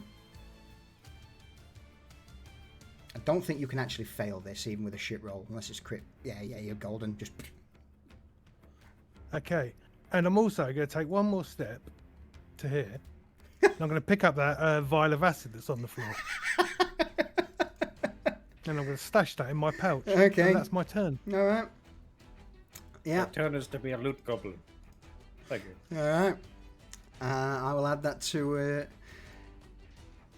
your inventory later, because at the minute the way it works with the Doctor is it's classed as an attack, not as an item. So I will add it in a little while. But yeah, you pick up the unbroken vial of acid on the ground. All right. That you done? I am done. I can't attack, so I shall just sit here behind this fella. Menacingly, Reza. Well, he won't have heard me because He I've won't. got silent shoes. You have. And he's got a angry vampire with blood dripping down her chin, with a big blade in front of his face. Let's see.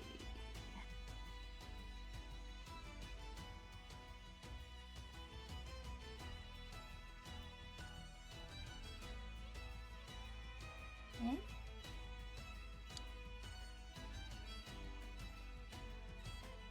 Are you muted? Of course I am. That was enough. 17's enough. Oh, okay. Sorry, I thought I hit the button. 11. All right, it's good. Slap him again.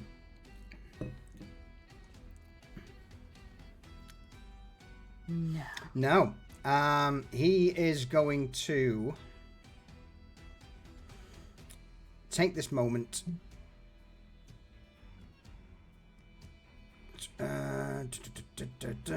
What would he do in this situation? Probably try and link up with the others. So he is going to get a free disengage, or a dash as such, and he's just going to start slipping away from you. Garrett, roll me a let's go with a perception check. DC 13. So 13 or more and you get an attack of opportunity as he ducks out of under Reza and begins to scoot off like a fucking rat. Yeah, you get an attack of opportunity as he starts scurrying away. Ducks under Reza's Malice Blade, sets off at a sprint.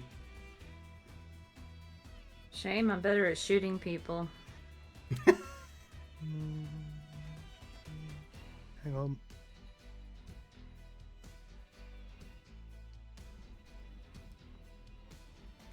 Yeah. I'll bring him back so you carve into... That's fucking long sword hates you, man. Yeah, he's starts making his way towards the sounds of fighting. Yeah. As Reza sees this happen, she just like makes this like furious growling and scrunches her face up and draws on the dark magic that empowers her vampirism and uses second wind. Alright. I'm not sure why that animated on him, but yeah, it is what it is. I need to change that. Oh, because I have him targeted. So. Yeah. No, that's on my end. I know why it's done that. So what, 13 points of healing? 30 points of healing, yeah.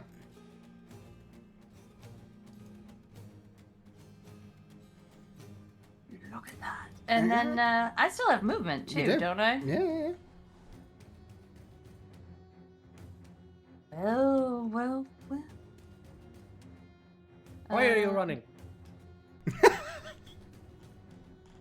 Why? What? Oh. What the fuck? Movement thing's currently broke. Hold control just to measure it first. It's... Oh, okay. Yeah. So you could get to there. Oh no, you can move more than 30 feet. You're quick. I can. So she's going to, if he's disengaging, she's going to, zoom Whiz up past him. there to meet him. Alright. Skirting around the 5 feet of him getting attack of opportunity. Mm-hmm. Yeah. Alright. Any further actions? I think that's all I Tapped can out. do. I just need to get my fury. Okay. Vanya!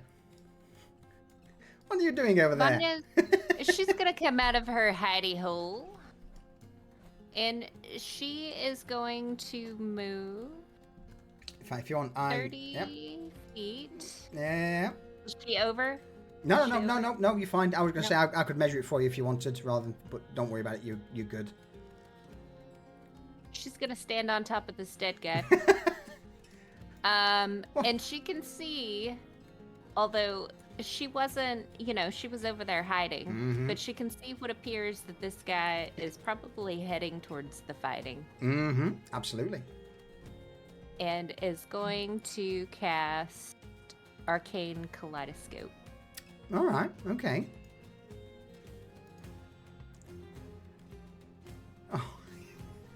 Oh, I love the rolls. I love the terrible rolls from you guys today. This makes a nice change. 13's not enough. It whizzes just as you're tracking him. At the last moment, Cypher's head just comes into view, so you end up having to just lift your hand to shoot the kaleidoscope to the side of Cypher. Missing the Doctore by a few inches. She's just gonna grumble, "You couldn't have been shorter. You couldn't have chose to be shorter," and then ends the turn. How's Vanya feeling at the minute? It's been. She's reaching into her pocket right now and is munching on a pastry because she is not feeling her normal positive self at this moment. Oh. All right. So, the Doctore would see Reza overtake him.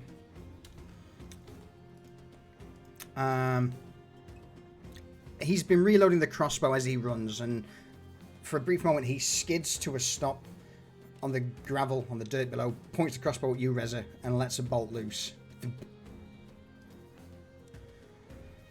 As the bolt flies through, it's going to be a... it's going to be a staggering shot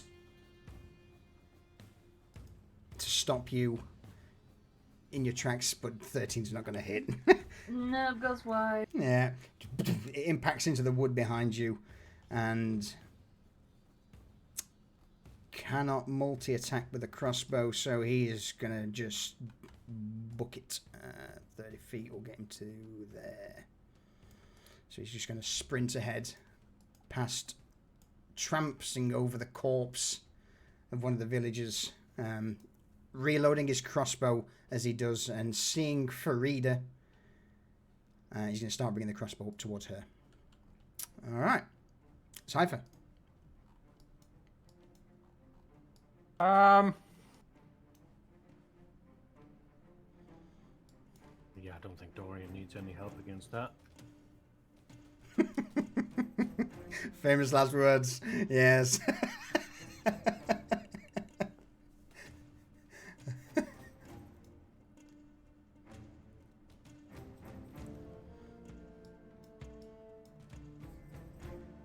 We'll move here.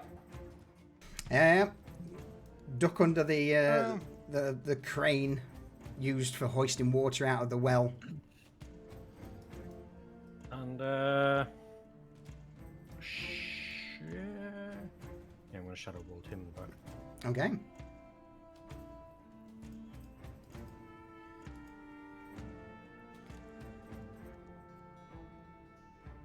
And 18 is enough. Go for that. For 14 Fucking hell. damage. Frida, fuck's sake. Open your eyes. Got 2 glass eyes, actually. It's that green swirly shit around it. It Fuck, is. fuck all. Can't see shit. Yeah. Alright, 14 damages. Slams him into the back, knocking him forward. But it's not enough to bring him low.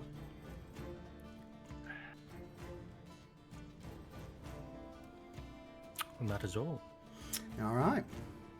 Dorian. Well, top of the round, the flame blade is going to Smart. Smart. do its thing. Da da da. Normal. God damn it. It's only 14 AC you need to hit. Come on, Yeah, sword, you suck. Yeah, he'll follow with his regular old attack. 17. This Damage. black and charred. What happens, Dorian? What happens? This thing flailing about as it has.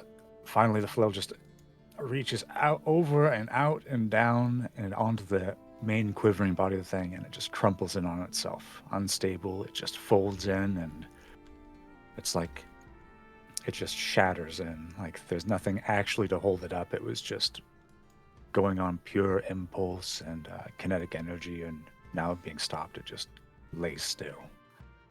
The very tips of the tendrils still quivering. Awesome. With that, the flesh lies slain. And then Dorian is going to Quivering. realize God that damn it, jump.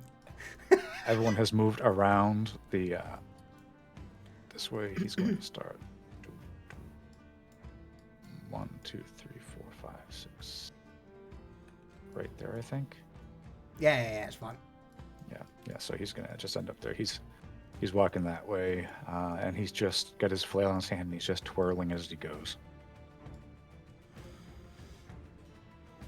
All right. And that's the end of his turn. So, looks like we're having one last little roll-off to see what's happening between the Merchants Guild and the Doctore.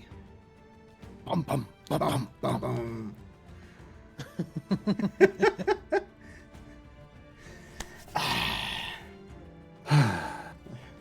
I want that drums as my text message alert. I think that'd be. I'll get it for you, mate. I'll get it. Oh, no! No! Ah. Fuck the Merchants Guild.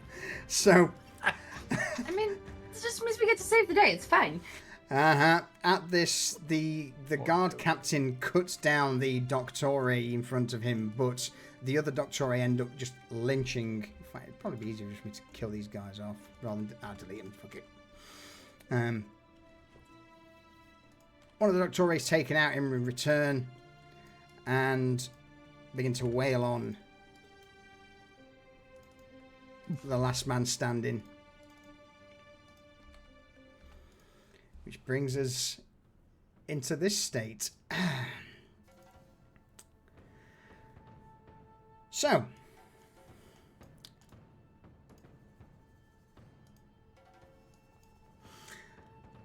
Last round. Let's find out what happened, shall we? Mm-hmm.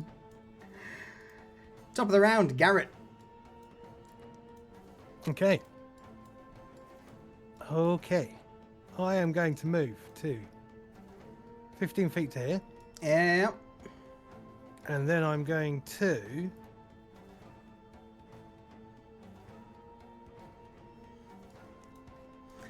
Twilight Step. Yeah. I need to change the background for that. We've not used this in a while. No. It's fine because I have to roll the damage before the ring comes up. Ah. Oh. Boof. So he Right takes 3 behind points him. of damage. 3 points of damage is applied. Cool. And now I'm going to forsake the Malice Blade and just pull out 2 normal daggers because I'm sick of that thing. Not Malice Blade, Vicious Longsword. Yeah. Just throw it to the ground in Yes. disgust. Yeah, because I understand daggers. That's Yes, more like it. yes, you do. You do indeed understand daggers. The blade slides in to his back. No, it doesn't. I'm going to use a pinning point to pin him to the floor. Okay. Boom. With my first attack. Excellent. Yeah, I'm going to say you just push the dagger down into the back of his back of his calf, which causes him to leap forward. So it's not so much he's pinned to the ground. I'm just going to say it. You stab him in the back of the leg, and it drops him to the ground. Yeah. I've totally cut his Achilles tendon. Yeah, I'm not gonna. Fuck it. I'll roll a disadvantage because he didn't see you come in. Yeah, that's certainly fucked. Yeah. Did you roll damage for the first attack? No. No, I haven't done that yet. I didn't know if that took the damage away. Make an attack roll. If his target must make a strength saving throw. No. So you lose the dagger. So yeah, you still do the damage, but you lose the dagger. Oh, I still do damage. Oh, cool. I thought I didn't. Yeah. No. Gave up the damage. The way I read that is, the dagger until the dagger is removed. So yes, you still stab him with it. On this case, anyway. Normally it wouldn't be, but because I'm saying you stab him, I will let you, Cool. stab him for 5 points damage. Cool. 5 actual damages. 5 actual damages, and he didn't see it coming, so it's a sneak attack. Mm-hmm. No, I can't sneak attack him. No, you don't have advantage. That's I don't have advantage. fair. All right, but he is pinned. But I do have another attack though. You do indeed.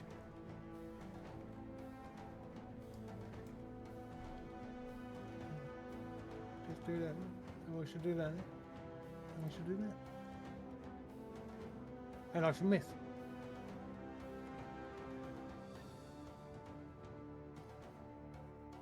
Are you muted by any chance? I am sorry. I was just reading through it. I'm like, is it classed as restrained? But it's not. It's not grappled. So yeah, you don't get advantage. No. He just can't move. Not unless he fell prone on the floor. Yeah, no. All right, that's a shame. That's fine. But he can no longer move. Yeah. That you done? That is. Well, I don't think I've got anything left in All the right. tank. If I'm honest with you. with his last ounce of strength over yonder, the merchant captain is going to come in with the great sword towards the Doctore.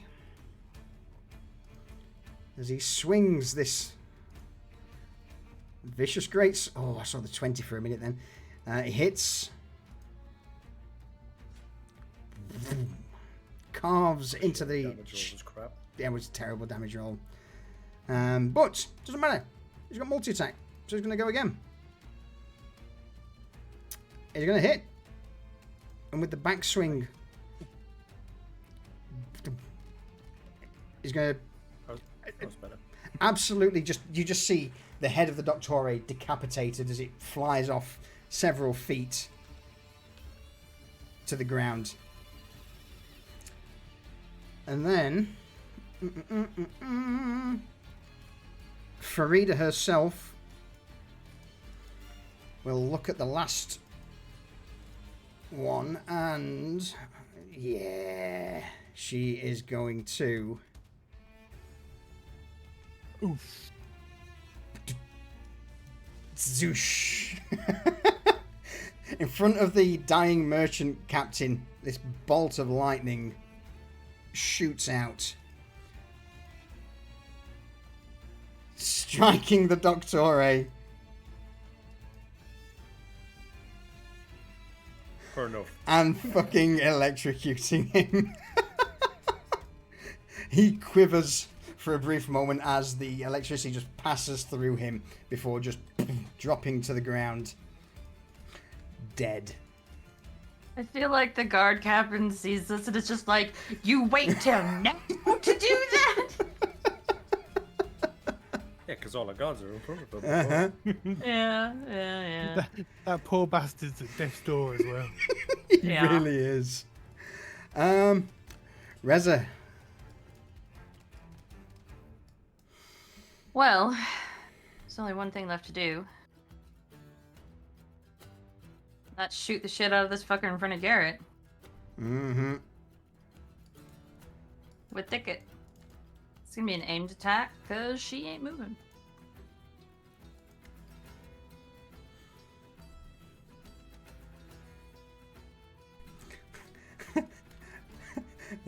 There we go, little Miss Two Glass Eyes. I'll now turn to see at the last minute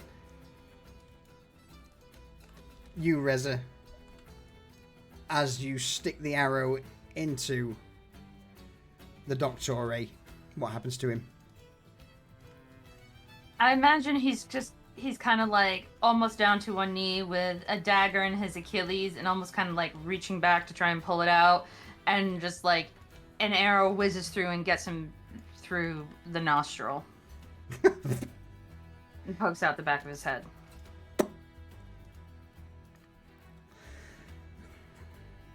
With that, anything further?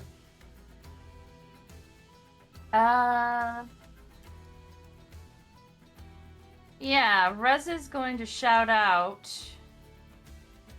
and say, Brewmaster and his honor guard here. What seems to be the trouble?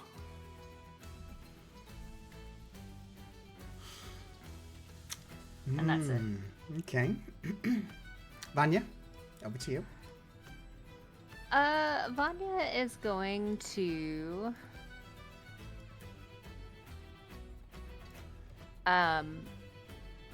using Garrett's link is going to say, are we continuing on or are we not? But is going to move 30 feet. Is that 30 feet? It's not showing much. Yeah, no, it's not at the minute. It's Momentum broke. moving. That's fine. I'm not too worried. Jump. Yeah. That's fine. And then she's going to dash because as she's waiting for that answer. Oh shit! Hold on.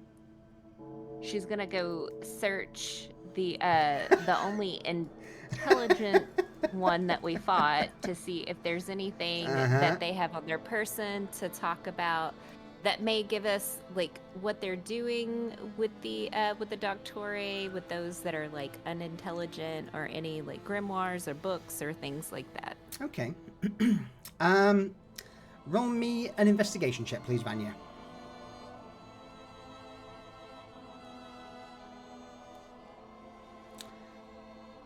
You begin to fertle through a few pockets in the Doctore Master. There are no documentation, no letters, no tomes. But you do find something. A small cyan-hued orb that roughly 3 or 4 inches in diameter. I'm going to put that in your inventory for you. There you go. Thank you. It's at the very bottom. The inventory. So while You want me to read it?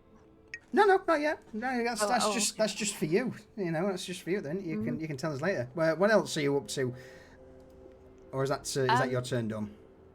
So she's putting the pressure on Garrett to make the decision, because she's not the decision maker, and he's the one who has dealt with this individual, and it is not Vanya. So she's just waiting for his response. All right. Cypher, what are you up to?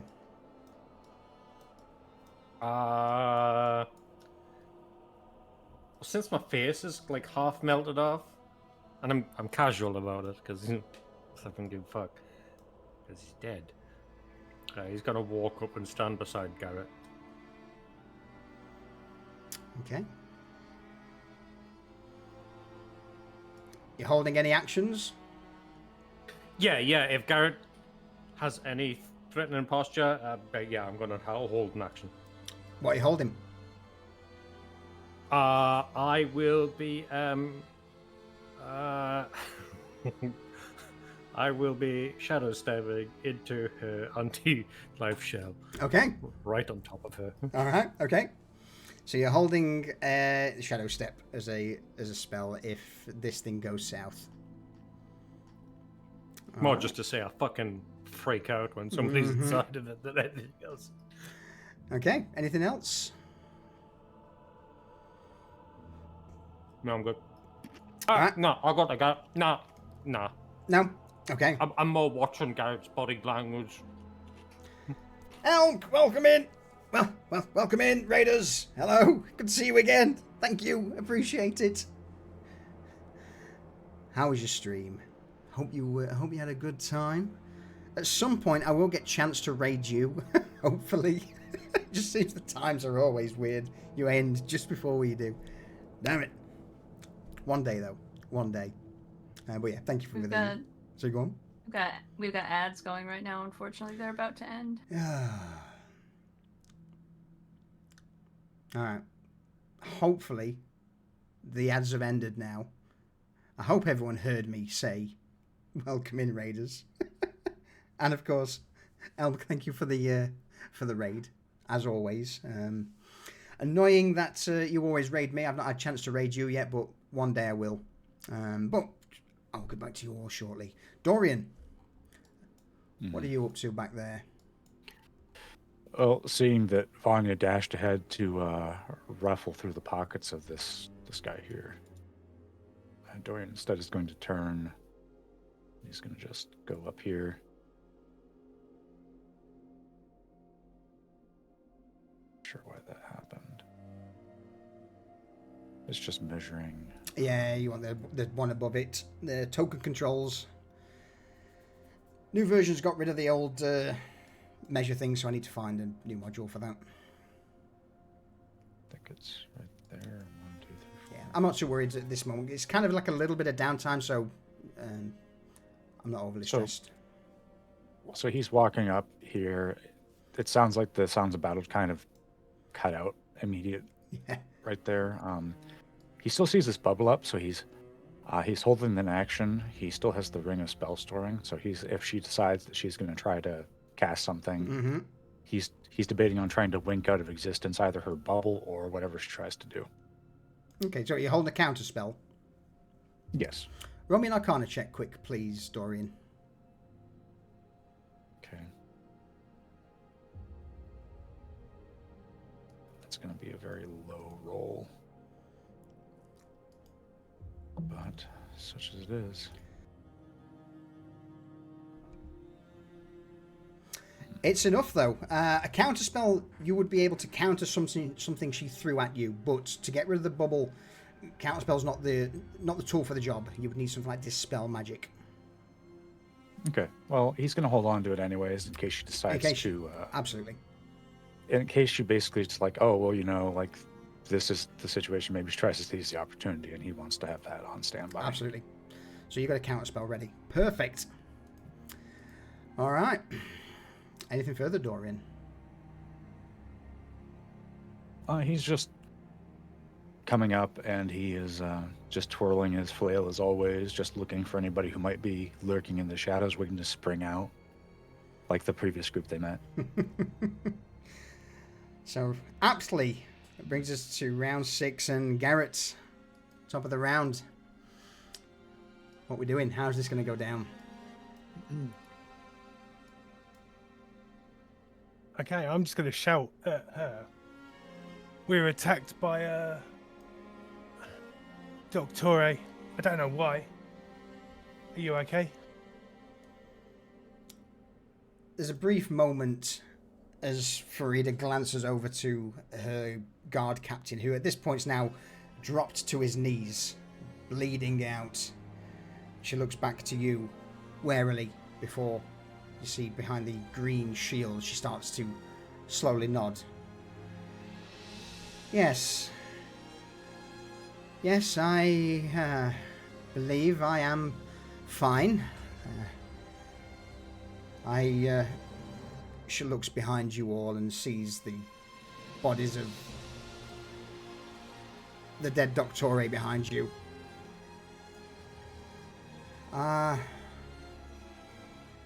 Unexpected that we would have such visitors late at night, but, well, that's why I had a few guards with me, just on the off chance. I am well, yes, and the rest of you and yours, Brewmaster? We are whole. I can help your colleague if you allow it.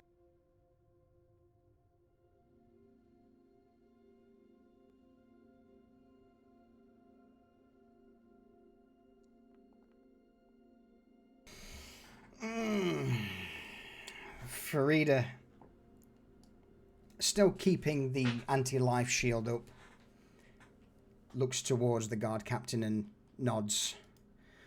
I would very much be in your debt if you would do so, yes.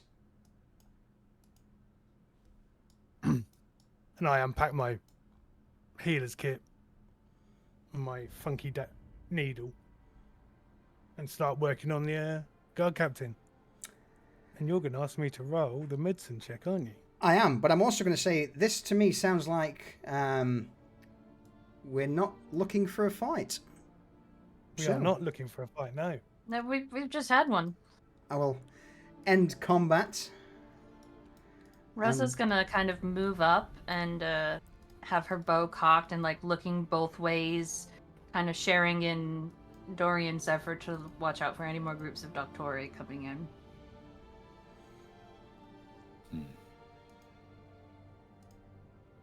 Gentleman's 28 for healing. Oh. Yeah, I'm going to leave this to you guys at the minute to do whatever it is you all want to do. Well, I'll be a minute. And Dorian's going to start going to the Doctore in the back, and he's going to start dragging them to that central pig pen where their sharpshooter was. And he's going to start beheading bodies and putting them on fence posts and leaving their corpses in the middle. And just leaving it as a sign to others. Reza kind of shouts to him, beware of any surprises inside of them. Yes, yes. Well, Maybe since burn the corpses. Yeah, we still have to burn them. Yeah, since both main Reza are covered in mud and kind of hard to distinguish, Dorian's in plate, Garrett's got a face mask. In Abyssal, I'm going to go to Vanya. Vanya, hide your fucking face. Just stay hidden.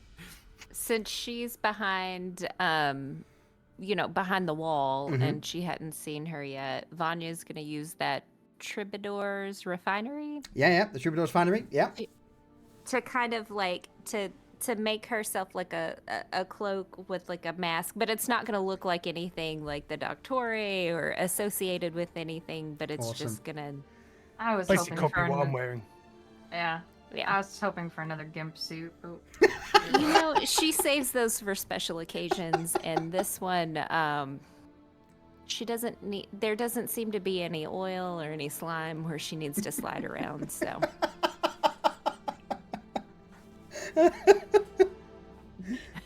Yeah, the gastric juices of the fleshy thing is probably not the best to be rolling around in, considering what it did to to everyone. Well, do continue. I'm over the guard captain. I've stripped off his armor, and I've started to sew up some of his wounds.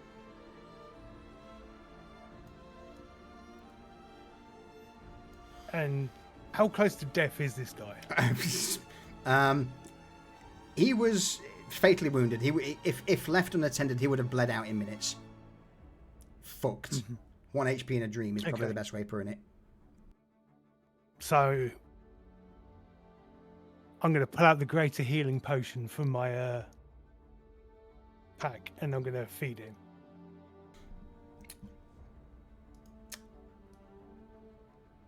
He hesitates for a moment before eventually downing the potion, and it doesn't take long for the effects to start kicking in, and through coughing out blood, he just looks towards you, Garrett, and offers a single nod in a thanks.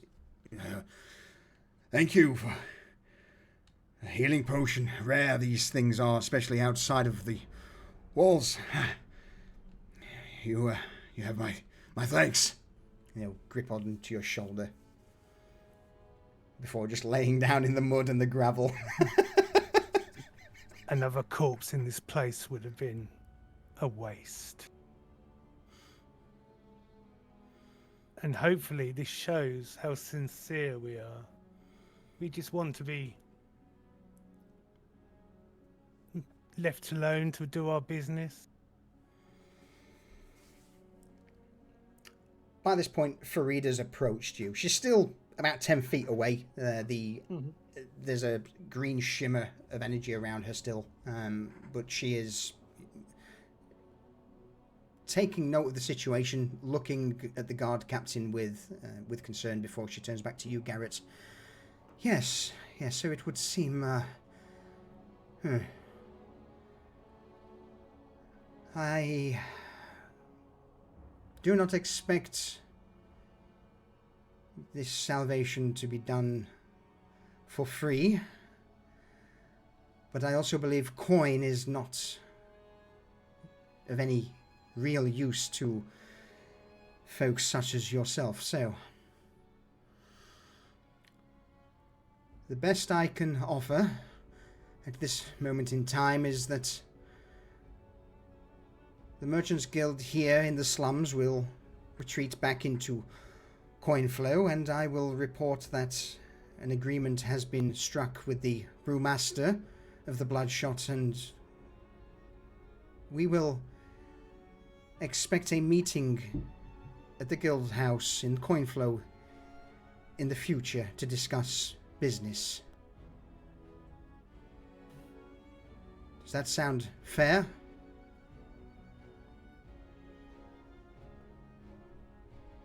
As long as our safety is guaranteed. You have done me a service. It is only fair that I do the same for you. Services rendered must be paid for, and therefore you have my word that unless, of course, you draw the ire of others in the guild that regarding this bloodshot matter, it will be dropped. Cannot say guaranteed for future if you stick out again, but for now, and she just bows toward you, Garrett. Reza No, not my head. says in Garrett's head, "May I ask her a question before we leave?" Of course. A moment for a question, if you have the time. She glances around and, with a bit of a macabre chuckle, she just nods. Well, I'm at your mercy. I don't seem to be going anywhere fast, not with him in such condition, so if it is within the realms of me being able to answer, then I will do so. Oh, do I be cheeky or not? Fuck. No, I'm not gonna. Reza will say, "Not to worry. As of right now, until you leave this place, you are under our protection from any further attack."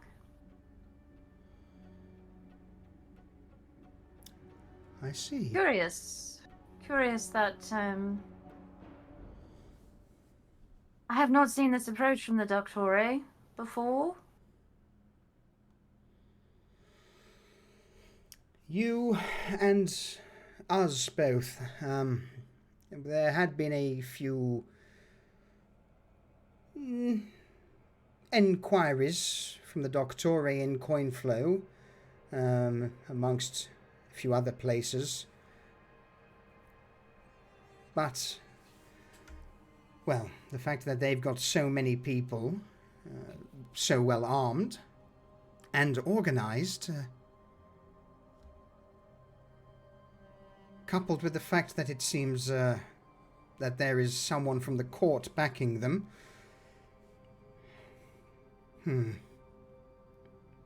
Knew they would be out to cause some havoc due to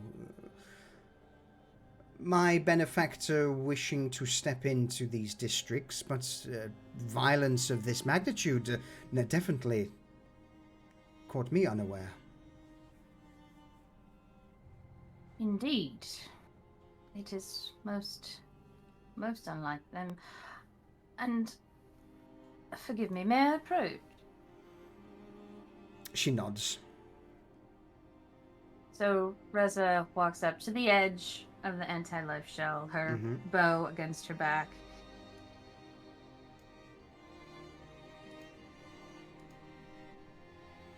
We of the Brewmaster's Court, we are looking forward to having a good relationship with the official administration of the slums. I hope that can be achieved.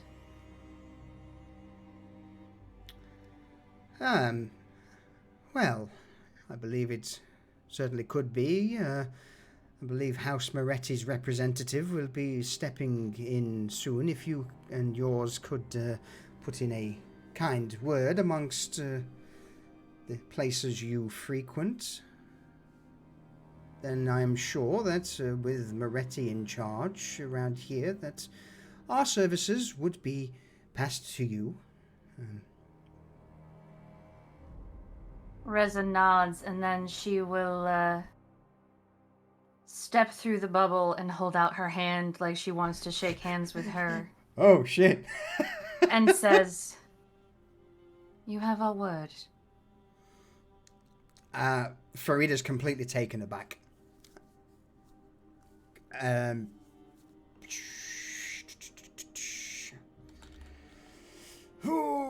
Reza is being entirely genuine right now. Absolutely. Yeah. There is a panicked look that crosses her face for a brief moment before she sees, she would leap back almost a foot from the outstretched hand before calm takes over. Rational thought resumes and she grips your hand, Reza, and nods. Skeptically, though. Reza shakes her hand. Nice firm handshake, and then will step back out of her bubble. It doesn't take a genius to know that she is intimidated.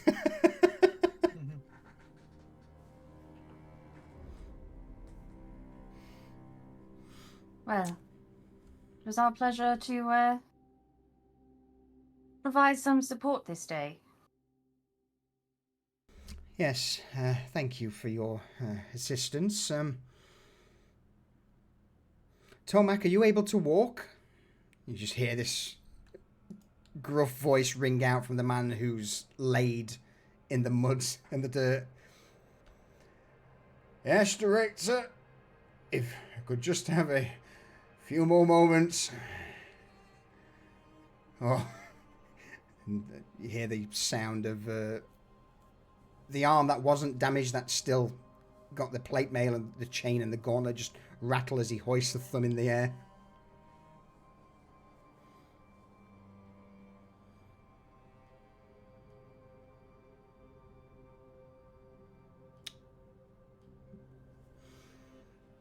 Anything else from anyone?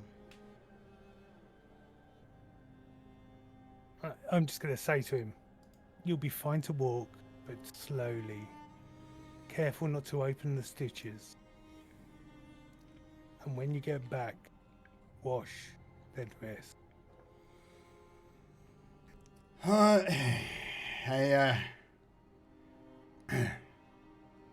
He'll weakly lean in towards you, Garrett.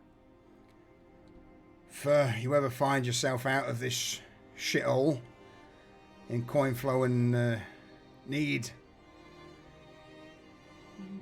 a word or a favour from someone, put a note in the merchant's armory for Tomac, and I will see what I can do to assist. He points a finger towards you, though, Garrett, as he says this. But obviously nothing that will damage the old merchant guild or that will go against my contract with them. Absolutely. Cypher's leaning on Reza, and he giggles, and in Sylvan he says a favour.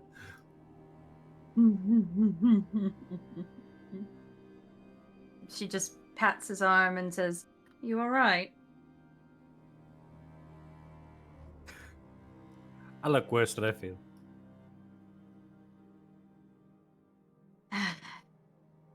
That's a point for you. Once you're ready to leave, we will travel with you to the outer edge of the slums, and that's where we will part ways. Very well, I appreciate the escort.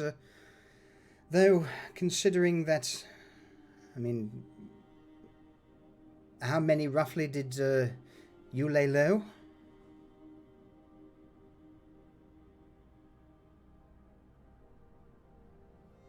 Don't think I bothered to count. Did anybody else get to count? 6 plus the thing. Oh, the tentacle creature. A tentacle creature? That should count for multiple because of all the tentacles. No, I still- agree. Still counts as 1. It didn't feel like one. And Reza will turn to the doctor and say, "You know, sometimes the things that can be done with science and chemicals are more horrifying than what can be done with magic." Well, then it seems that I certainly do owe you all a debt of gratitude for covering our backsides. Well, I have no need of the spoils of whatever it is here. My report will be damning enough for the Doctore and the Merchants Guild. Though, Brewmaster, I will say that with us pulling out of the slums over this matter, I may have to say that I leave the Doctore to you. Now, we laid low about 9, 10 of them. If there was only the 30 or so that I saw earlier, if that's all there is, then we've depleted their forces by half. But if there's more, well... She just offers you a little bit of a smirk, Garrett, well, that seems to be your problem now. Every day a different problem. Well, fortunately, mud and blood have a very similar tone in the dim light of lower streets.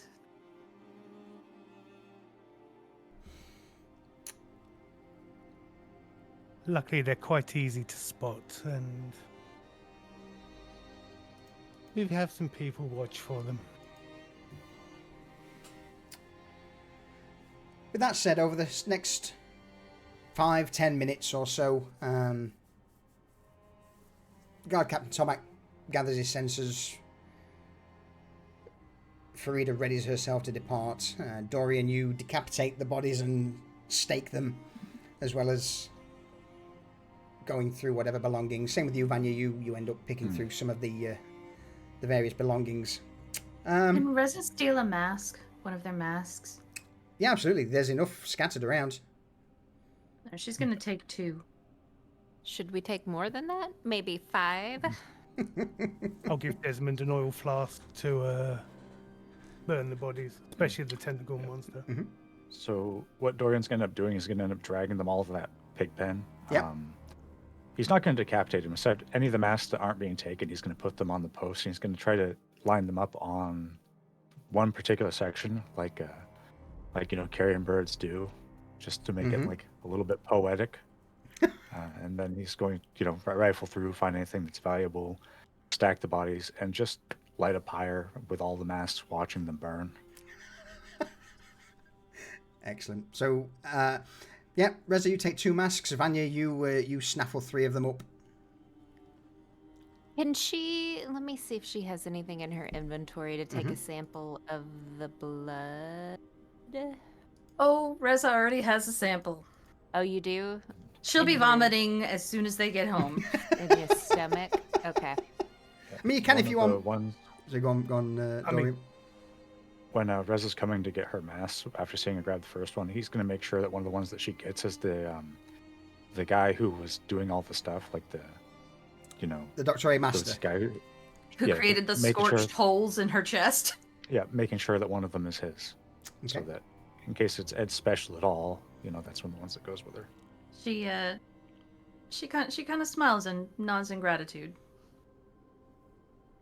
Vanya is she's going to take a sample in the event that Reza's digestive juices contaminate it.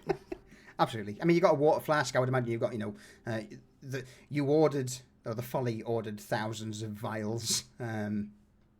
So yeah, you've definitely got something on you to carry that, Vanya.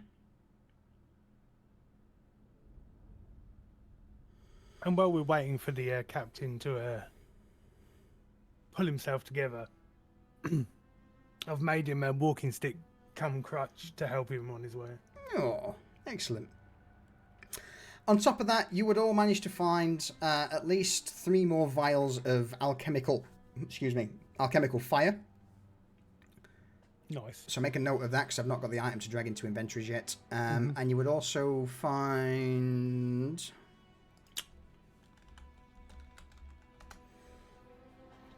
2 more vials on top of the one you had, Garrett, of the acid vials. So yeah, basically 3 acid vials in total, 3 alchemical fire pots. Reza's gonna kind of step to the side and do a little prestidigitation on her scorched Roggenwolf cuirass. Because she loves this thing and she doesn't want anything bad to happen to it.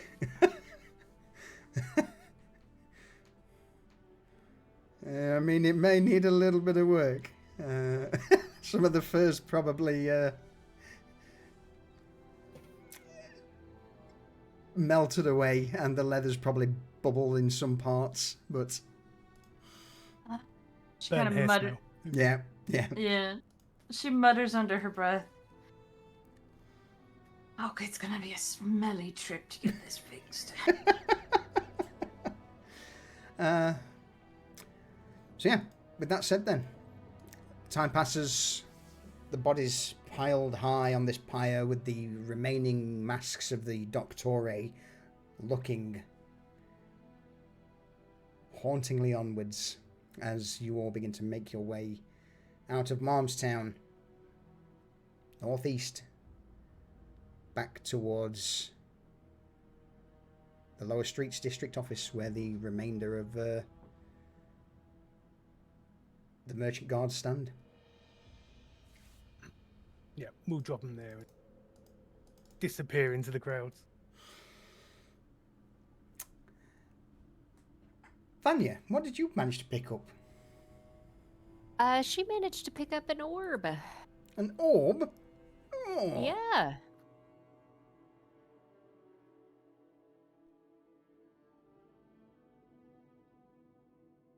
Well, I mean, I'm not using it, but I clicked on it so that you could see it. Oh, it's not shown the... No. Bear with me. No, I didn't mean to click on it as well. Oh, it's all going wrong. Oh, it's a stone. It's an orbed stone. Maybe it's real smooth.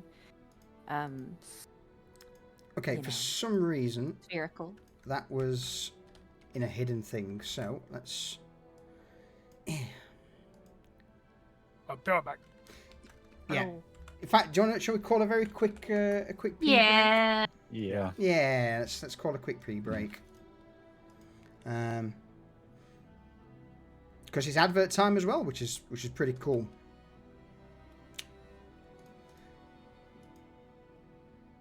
All right, in that case, let me get rid of that stone there. Throw that up. We can now read it, and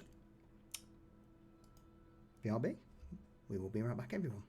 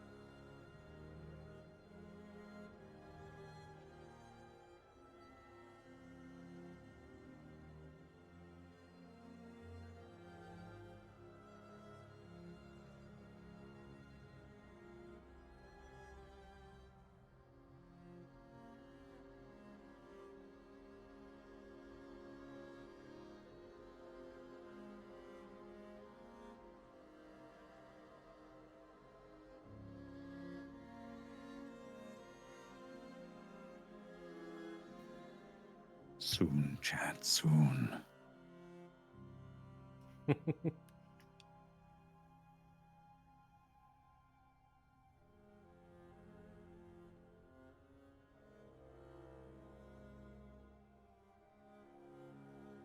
What soon?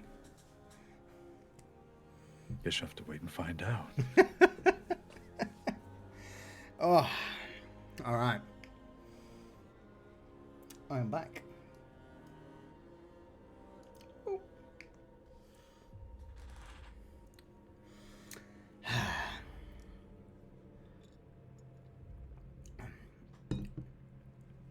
Welcome back. Thank you. I was Appreciate it. muted when you got back. Oh, okay. Because I'm eating pretzels. Ooh. Me too. Oh. Call. Jealous. It's a pretzel night. All right. Just waiting for Vanya and Reza.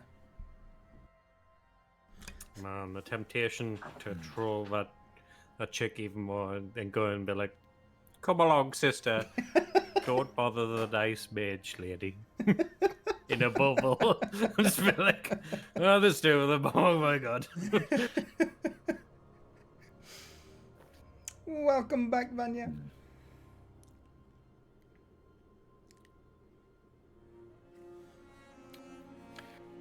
The only thing I can ask is, I'm assuming that when we take her back, is it still like the formation where it's like half Doctore and half merchant guard, like out in front of the place? Like, have they set up little encampments? So, no. There are still some members of both sides posted around the courtyard, but not like before. They aren't lined up for a fight. It seems as if both of them, both of the remaining groups are there just as to watch. You would overhear in conversation with Farida on the way back that they've hired out a couple of inns close by for the remaining guard to sleep at. So you get the impression that perhaps the Doctore have done the same, or at least they've departed to whatever hole they crawled out of. As for how it looks, yes, there is still a small camp, a roasting pit with the Merchants Guild, and the remaining Doctore who are stood on guard are still like statues. And isn't it the night after this we're supposed to go meet with the Countess? Correct. And all right, just musings. The wardens are kind of transcend all of these little bullshit groups, don't they? Yes. Yeah. Like, they are the military arm, and if the Merchants Guild said boo to the wardens would just Curb go, stomp them. all right, fuck. And the Doctore, similarly, probably even with like more prejudice due to the fact that they aren't able to pay them off. Correct. Oh, yes. Okay, we can work with this. Yeah, there is... The only law above the wardens is the court itself. The wardens are... Yes, they are the city guard, the city watch, but first and foremost, they are all military soldiers. Who are directly under the control of the Crimson Court. So yeah. Yes. Even in coin flow, the Merchant Guild are allowed a bit of autonomy with the Merchant Guard, and they have their own rules and regulations that they can impose on people in regards to businesses and making the district crime-free. But anything, if it's a serious thing, such as let's say a serial killer or a mage goes wild, that would be out of the purview of the Merchant Guard, and the wardens will be called in to deal with it.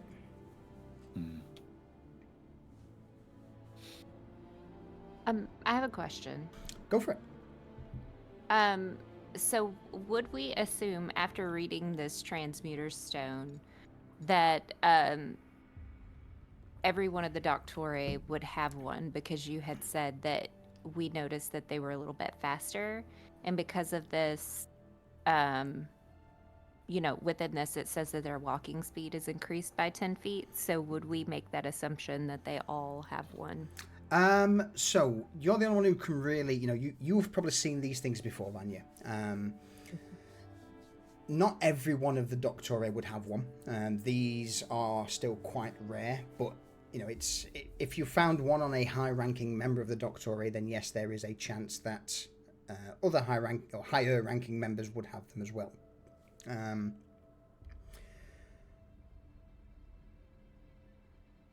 Perfect, thank you.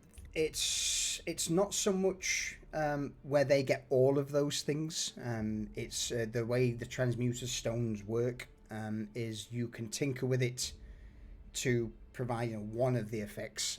For him, it was resistance against lightning damage, because the Merchant Guild are known to use lightning spells a lot for stunning people. But whoever holds the stone, once you've infused it with magic and tailored it to your will, you can choose, at the end of every long rest, what benefit you wish from it.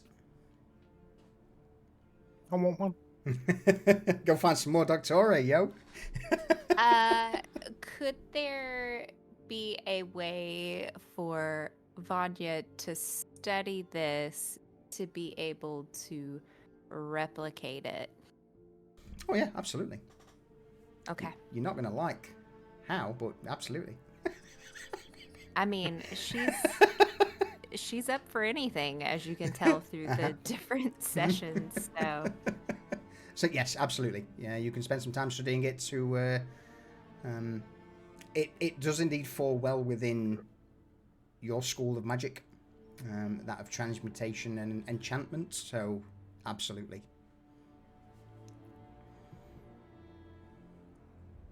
Right. Well, you may see Vanya here in a little bit disappear, rubbing on a spherical stone Playing with some balls. in private. Yeah. And now we're back to Batmark. Hazel with her fucking balls. She's not gonna shove this one in anyone's mouth or rub it ever so slightly on lips and face. Well, she could, like, if that's how it's, That's not how this one works. transferred to you. Maybe I'm she gonna could keep make it Gwen that way. away from you. Okay? This. So the difference is that with the transmutator stone, you need to put it, like for example, in a sack on your person. Really, Solution? Why'd you say it like that? Really? She's gonna make sure everybody has sex As a little sack with two stones in it. Okay, what I'm going to need you all to do is go around and find me some high-ranking Doctore fellas and desack them all. It's on my list. deball them. But in the meantime, Vanya will learn how to give you guys all a sack. All right. Anyway. To grow a pair. So. We are men. With you now departing from the courtyard outside the district office, I guess you begin to make your way back towards the Folly. Not in a direct route, but yes. Okay. Garrett, roll. In fact, no, just Garrett. Let's go with.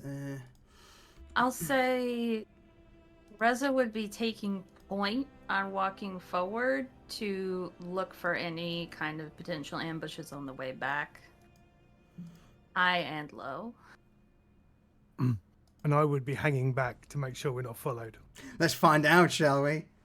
No, no, no.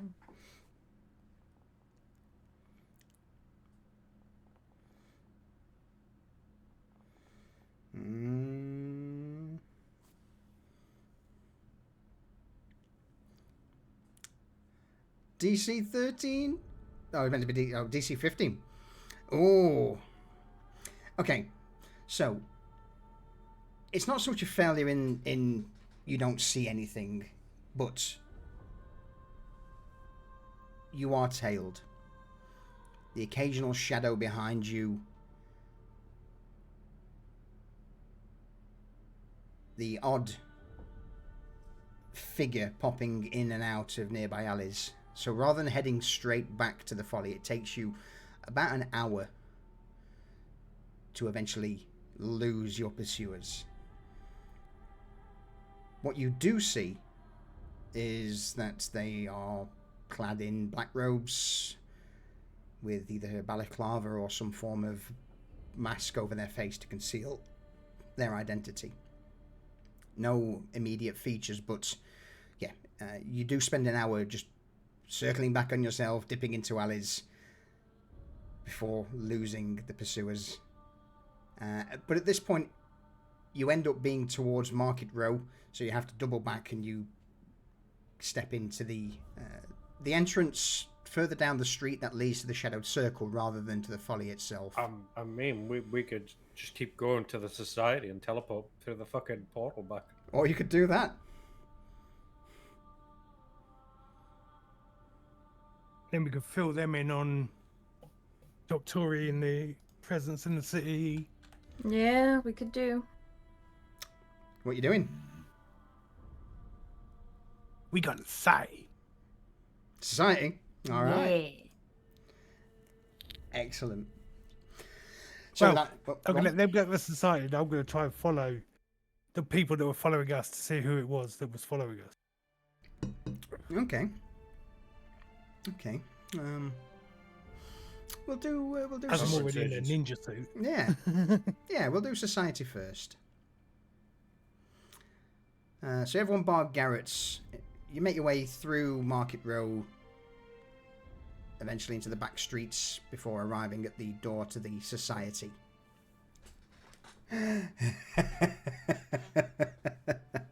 Oh no. What? What? No one's coming. So, bear with me just 2 seconds. Just 2 seconds. As you make your way down the back streets towards the society,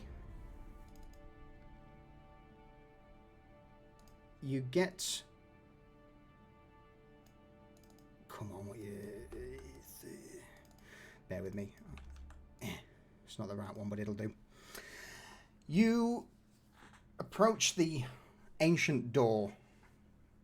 Normally, in the past, when you've came to the society, the door has either been opened by the nurse or upon knocking, the door would swing open magically. This time, though, that doesn't happen. As you step close to the door, who's knocking? Reza, I imagine, would do the knocking. Okay. Unless Cypher really, really wanted to. No. Yeah. Cypher was expecting the door to open the second he got next to it, and he's kind of like, why is the door not open? Yeah. As you knock on the door, Reza, for a brief moment nothing happens before eventually, in the center of the door, what can only be described as two eyes just open up and look at you.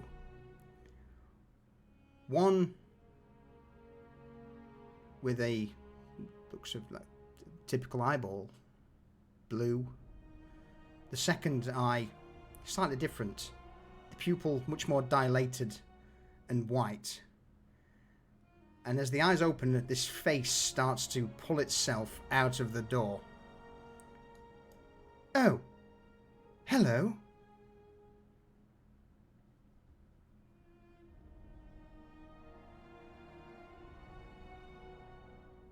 Reza takes a step back. Does she make the connection? It's pretty damning as the face of Desmond is now protruding out of the door. Out of the looking door. Out of the door, looking at you. Reza just kind of swears under her breath and says, hello. Desmond?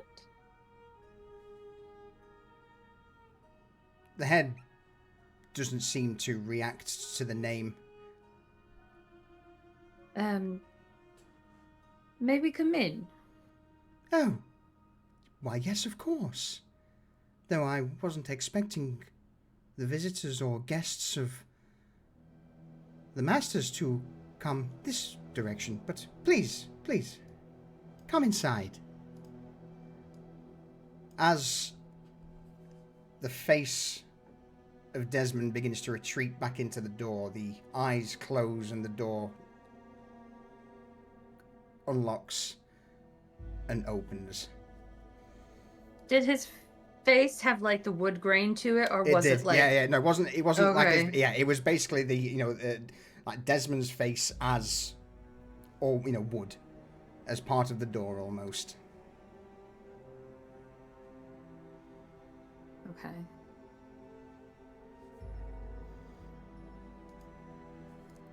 As you step into the society, walking down the long corridor that leads to the central chamber, there is the visage of a woman sat at the far table in the center of the room. Grin ear to ear.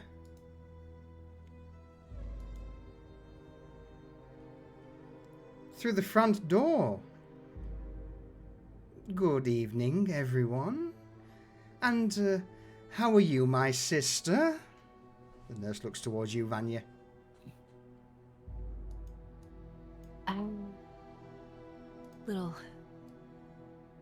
Little deflated, little worse for wear. She grabs a pastry, starts snacking on it.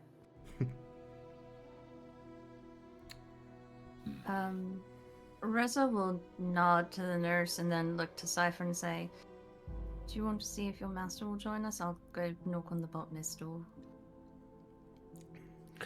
Okay. Cypher will walk past the desk and be like, pleased with yourself, are you? The grin grows even wider, unnaturally so, Cypher, as she just looks at you and nods and then turns her attention to you, Dorian, tilting her head to the side. The grin's Reza still sees there. the grin. Yeah, so Reza sees the grin real quick and she's like, "Now I see the resemblance. Okay." And then heads to the botanist door. Dorian is going to approach the table that she's seated at, and just in his arm is going to take his helmet off, set it on the table, and sit there. He's still got blood and burns and everything else on him. Just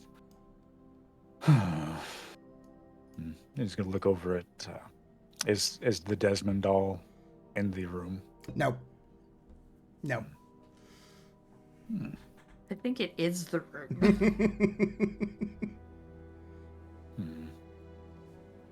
Cute. Thank you. I thought, well, it would be a shame to let certain things go to waste rotting away in a corner, so why not put it to work? Oh, I agree, especially with that spite over the loss of a scalpel. The grin fades. For a brief moment. For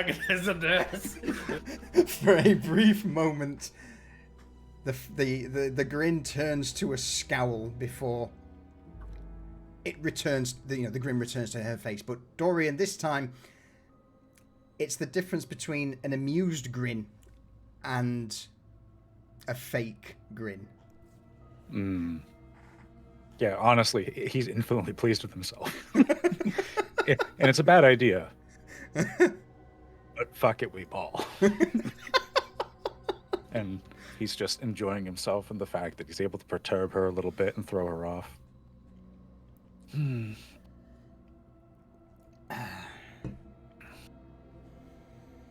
So, any more trips about to see the countryside, the people there? And he's going to just try to engage her in some small talk while everybody's going about their stuff. You don't really care about that now, do you? What's the name you're going with now? Well, in the esteemed environment such as this, Dorian works. Dorian. Pray tell, Dorian, you look rather roughed up there. Perhaps you should go and see a doctor. I know of a beautiful little surgeon down on Market Row who I'm sure would be more than happy to patch you right up. Well, that's an issue for the morning, I think. Yes. Trust me, that That's been on my list for a while.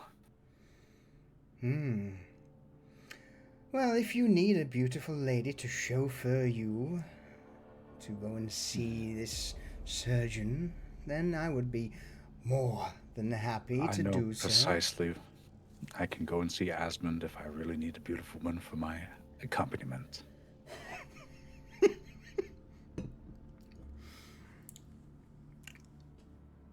The nurse just snorts whilst this conversation's been going on. Reza, you knock on the door to the botanist's chambers. Doesn't take long before several roots begin to protrude out and open the door. Reza just kind of steps forward and stands on the threshold and says, clears her throat gently. Says, my lady botanist, would you have a moment to join us in the central chamber for a conversation? It's, the Folly calling. There is a creaking of branches. A familiar creaking now that your ears have attuned to Elias in the Folly, that of the druidic language echoing around from the various plants before eventually you just hear Oh, it has been a while. Yes, give me but a moment. And in her usual creepy-like manner, the botanist doesn't approach from the floor. Oh no, she's on the roof.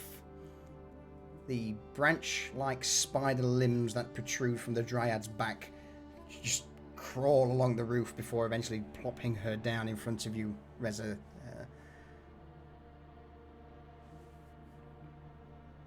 She Yes, follows you. and Go on. Reza hasn't moved yet. She says, and I, well, apologies for the presentation of this, but I think it may be relevant. And she pulls a glass vial out of the bag of holding and just kind of like into it to get like maybe like a quarter cup of the substance that tasted like a cross between blood and sewer water. And she holds it out to the botanist and says, this will become relevant as our conversation progresses. Is Vanya there? You tell me. Where's Vanya? Yeah. Vanya is there too. And she's gonna pull out a vial and say, this came directly from the source and not from Breza's gut. Two roots would extend from the wall, take both the vial from Reza and from you, Vanya. The first vial from Reza would just waft close to the botanist's nose. She'd scowl, pull a face, as the root just yeets this vial of blood across the room into the corner. And she takes the one that you gave her, Vanya, and does the same. Also pulls the same face. But don't maybe save some in the event that, we can use it to make more or, An antidote. yeah, but not all of it. You just notice, as you said this, that the last root was just about to yeet this vial in the same place before, at the last minute, it stops, and the botanist nods. You hear a bit of creaking from the botanist and the nearby plant before eventually she swans into the central chamber. This vial in hand, but she's only holding it with 2 fingers at full arm stretch away from her as she casts it to the table, sits down, looks across at Dorian and then the nurse. Gasps, looks towards you, Vanya, Reza. Is I it will, me, or is this awkward between these two? oh, I hadn't really noticed. Vanya's gonna point at herself and Reza, like, awkward between us. No, sister. Me and Doran were just having a catch up. Yes. Catch up. Oh, by all means, Auntie, have a seat. Looking at the darkness.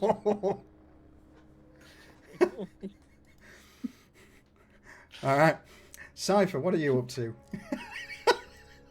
Well, I know, like, if I tell fucking the coroner, like, oh, we want to talk, and we're like, I don't care. I give a fuck. So I'm initially just gonna be like, well, I need to get his attention. I'm like, we came across a creature that was made out of a man, quite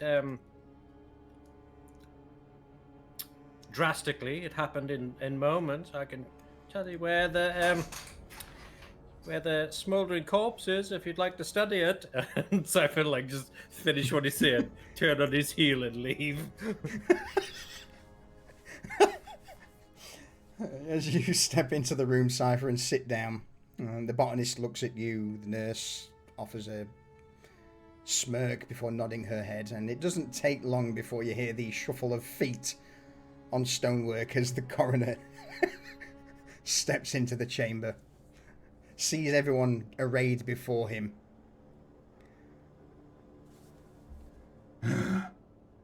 No. Turns around and starts to walk back towards his chamber. I suppose you don't want to hear about the enhancements that Doctori have made to their fighting force.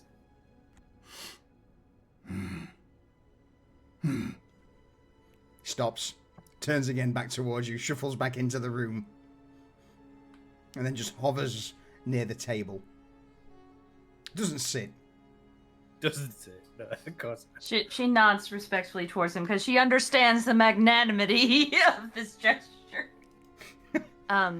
So Reza just kind of dives in and says, in Garrett's absence, I will provide a summary of the information we wish to share for you, and then please ask us questions if you would like. This evening we had the displeasure of encountering a group of Doctore who... Reza. What? Reza. Should we act it out? No. Shut up. No. That was harsh. Please be quiet. Yes. Okay. So there was... we were attracted by sounds of fighting, magical fighting, and physical fighting. On our way there, we bumped into a second group who seemed to be heading towards the fight that we were also going to investigate. They were a group of Morbus Doctore. It appeared they had one leader who was providing direction to the rest of the group. The underlings, if you will, seemed to have no care for their own safety. They did not really react to much of anything, and they fought to the death with no thought for their own lives. And that is a sample, and she nods towards the vial the botanist put on the table, of their blood. I had the displeasure of tasting it. Foul, alchemical things have been done to it. Also, at one point in the fight, one of the underlings transmutated into a very strange, tentacled, mouthed-eyed creature that was very unpleasant to look at, but seemed to lack a sentience of its own as it attacked its own people. It just existed. It grabbed me. The Doctore have changed their tactics, have become more aggressive, and may be doing some sort of plotting with one of the great houses. We are unsure of that. Did I miss anything?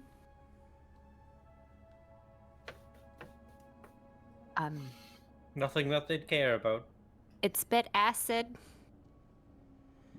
Kinda. Did it spit it? Did it ooze it or secrete it? Both. Ah. All. Yes. The coroner points a finger in the direction of the vial, and it immediately just begins to levitate towards him. With his palm up, it softly lands. He uncorks it. Makes a somewhat smelling gesture. Not that he can smell. Then dips his finger into the vial, and you would see him start, as he brings his finger up, just starts to rub the blood on his shoulder, where a cloak covers it. Um,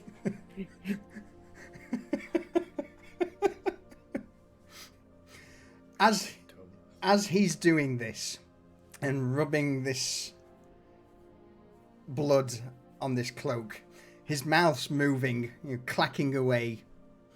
A dry tongue slips out from behind the teeth every now and again. Yeah, it's pretty gross. Yes, I see. You, botanist. He points towards the botanist, starts clicking his fingers. And the botanist just stares at the coroner with this blank, unknowing expression. Need the red leafed plant, purple tips. Grow me some. Need it for testing. He just turns away and starts to shuffle back towards the chamber whilst continually rubbing this blood on his shoulder. You're welcome. The corpse is in Mobstown if you want the rest. You just see the other hand just wave. Well, that is what we wanted to share with you all, just to keep you in the loop. And the Doctore may be more dangerous now. Than in the past, their tactics seem to have changed dramatically. So, riddle me this. The Doctore were the ones originally planning to do something with that old orb that we had the door deliver to your people, if I remember rightly, botanist, out in the swamps. The botanist just nods. So, the question then is... I mean, this is... Honestly, I really don't care. They can do whatever they want, but at the same time... well, I am a little bit bored. The response to my artwork on the door wasn't exactly what I was looking for, so perhaps something of this may entertain me for a while. Why did the Doctore want this little anti-magic orb that we had?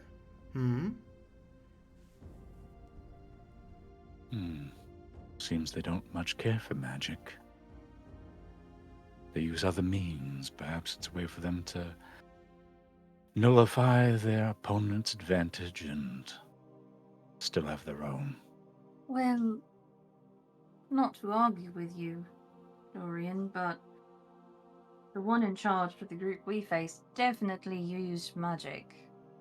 And she points to the scorched holes in her chest.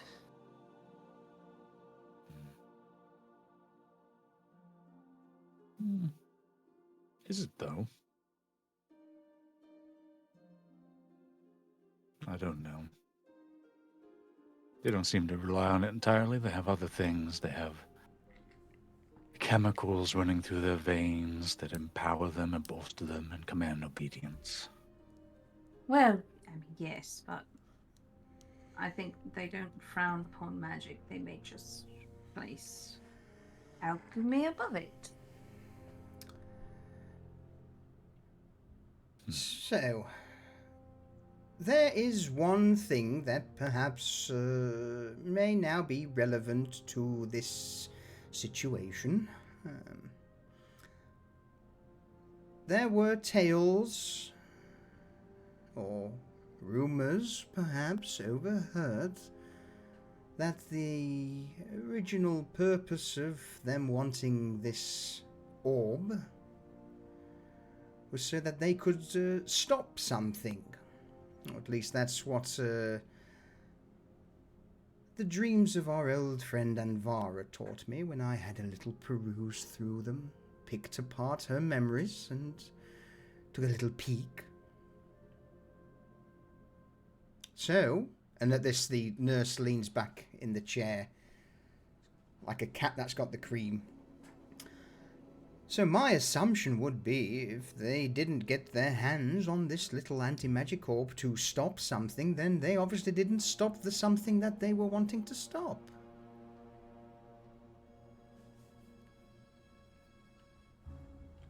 What is the thing they wanted to stop hasn't happened yet? The nurse just shrugs her shoulders.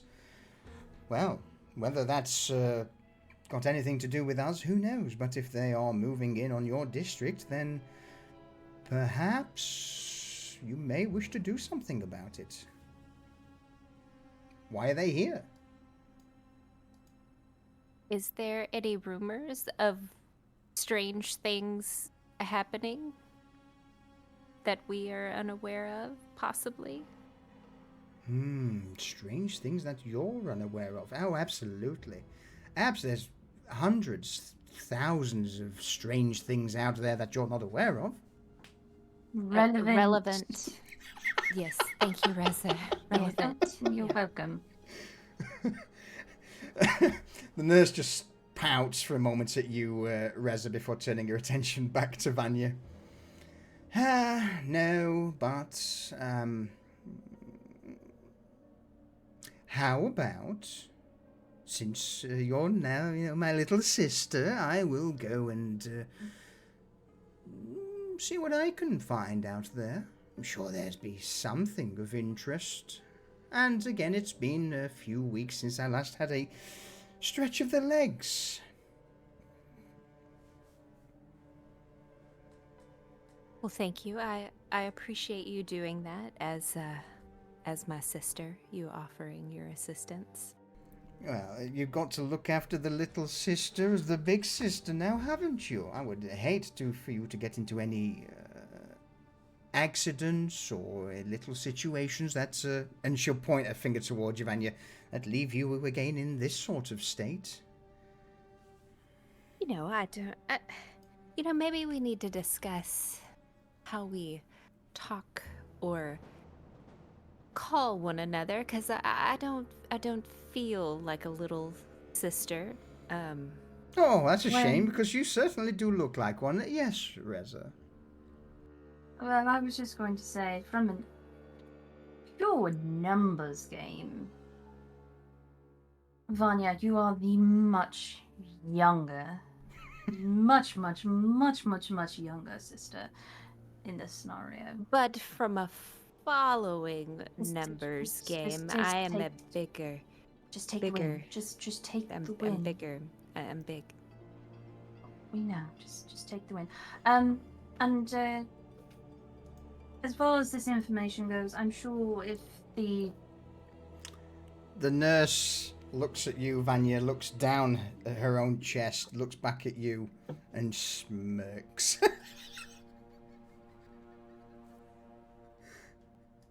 Well.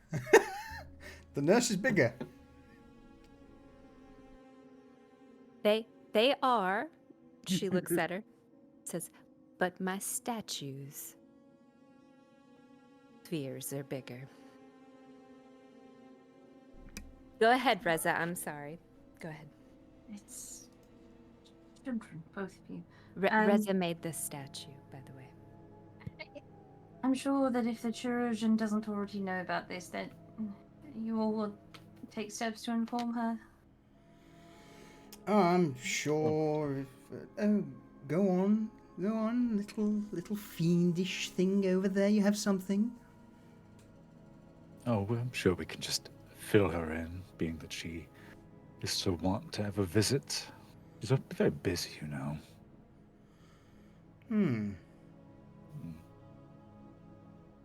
And Dorian's gonna stand up and start stretching like he's getting ready to go somewhere. Right, well, that's all we wanted to accomplish here. We'll head home then. Thank you for your time. Well, as I say, this normally I wouldn't care about whatever's going on out there, but I saw a few things with Anvara, and if the Doctori are poking their nose around, then it can't be good. And well, it'll provide me a little bit of entertainment, so leave it with me.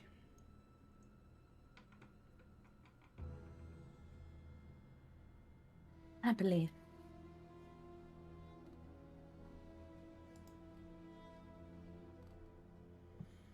And Rez is going to get up and head towards the portal to the folly. The botanist has just stood there waving, well, sort of sat there waving at you as you depart. Dorian's gonna wave back at her, and then just before they go to the portal, say, if you ever, when's the last time you see a dog in Lower Streets? A dog in? Never. Never. I was going to ask you if you'd ever seen a dog smile, but now the point's moot. And just gonna go through. You're as bad as each other, and Cypher walks through the portal. Cypher, you would see, Dorian left pretty quick, and you would see at the last minute, just before you stepped through the portal, the nurse would just whip round 90 degrees, focus on the portal. A finger comes up, points towards it, but it's too late. Dorian's already through.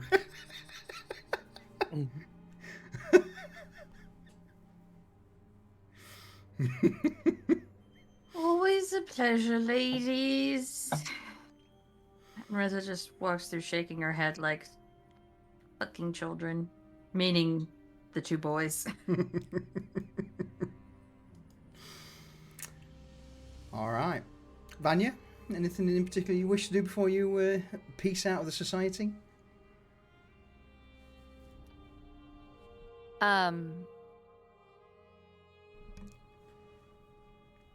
No, since we're kind of... No, she can go back later. But she's before she goes, she's gonna go up to her dear sister and say, since it's been a while that you've been out, and I want you to treat yourself. And she's gonna hand her some 2 gold pieces. And says, whatever you want, this is yours.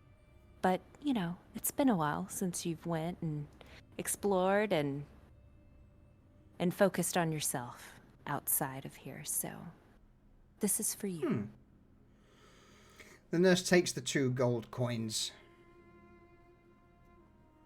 Well, it has been a while since I've had to spend coins. It's quite the novel idea.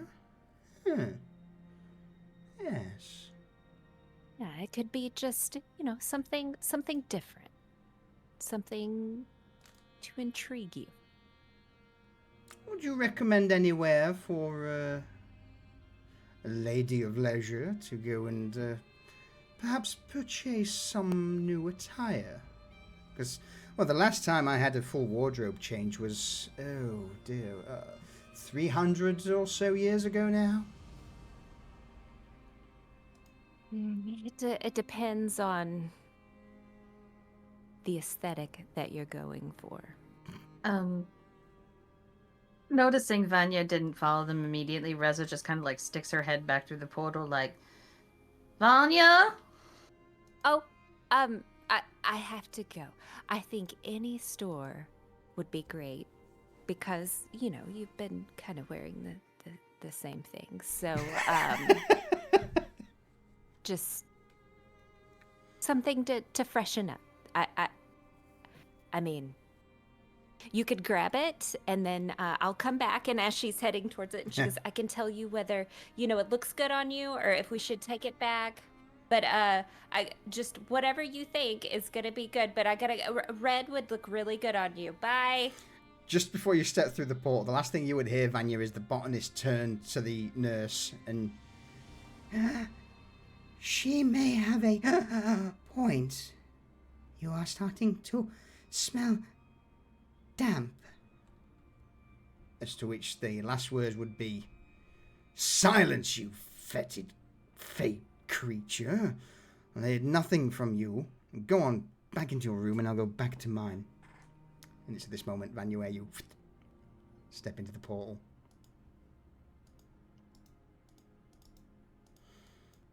Oh, not stand for this fake racism.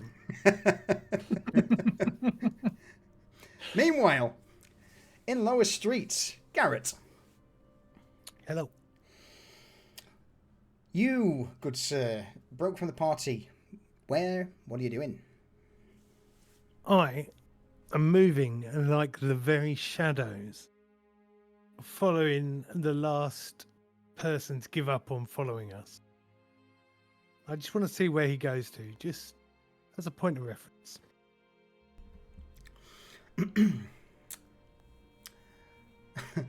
So, it's actually quite funny for you to watch. Because as you slip round the corner and put yourself into a position on the awning just above the street level, the individual who was originally following you bumps into one of the others who's been tailing you. And it's almost like the earlier encounter where these two individuals look at each other, look around for you. Both of them seem to realise they're both looking for the same person. Both of them quickly realise they're both from different groups. Knives are drawn. There's a little scuffle where a few blades are exchanged. A couple are cuts before they eventually break and start to go their separate ways. You begin to follow one of them as he staggers back through the alleys. Eventually, as he reaches the district office, he throws his hood down, removes the cape, casts it to one of the darkened corners and staggers into the courtyard. 30 seconds behind him from another alley, you see another man stumble out. This time is currently fitting a mask, one of the Doctores masks. And it's that Spider-Man thing all over again, where both of them look, see each other's wounded, point to each other, and stagger into their groups. Fucking moans. At least they're consistent. But yeah, you would have noticed that one of them was a little bit more vocal, a little bit more with it than the other, whereas the Doctore's tale was very much almost like he'd been given an order, and that order was followed to the T, to the letter. He followed you, he watched, he kept out of sight, he defended himself, but yeah, there was very few words exchanged from him to the Merchant Guild's tale. But yeah, from there, one of them steps into the taverns where the Merchant Guild are currently sleeping, and the remaining Doctore spy, I guess, rogue, he would stumble into the administration office itself. Cool. I'm going to carefully make my way back to the Folly and do like a lap of the premises we own around the Folly, just to make sure, see if there's anyone watching them or... One thing you would It's definitely being dodge. one thing you would definitely notice is that the Merchant Guild haven't sent their agents out to start investigating taverns yet. So there is, they aren't out on patrol. And considering the words from Farida earlier, there's a good chance in the morrow, when the captain's wounds are tended, they'll probably get out of Lower Streets. Whether that's going to be Moretti out of Lower Streets is a completely different story, but with regards to the Bloodshot issue, that's pretty much been swept under the carpet for this greater threat that's propped up for the Merchant Guild.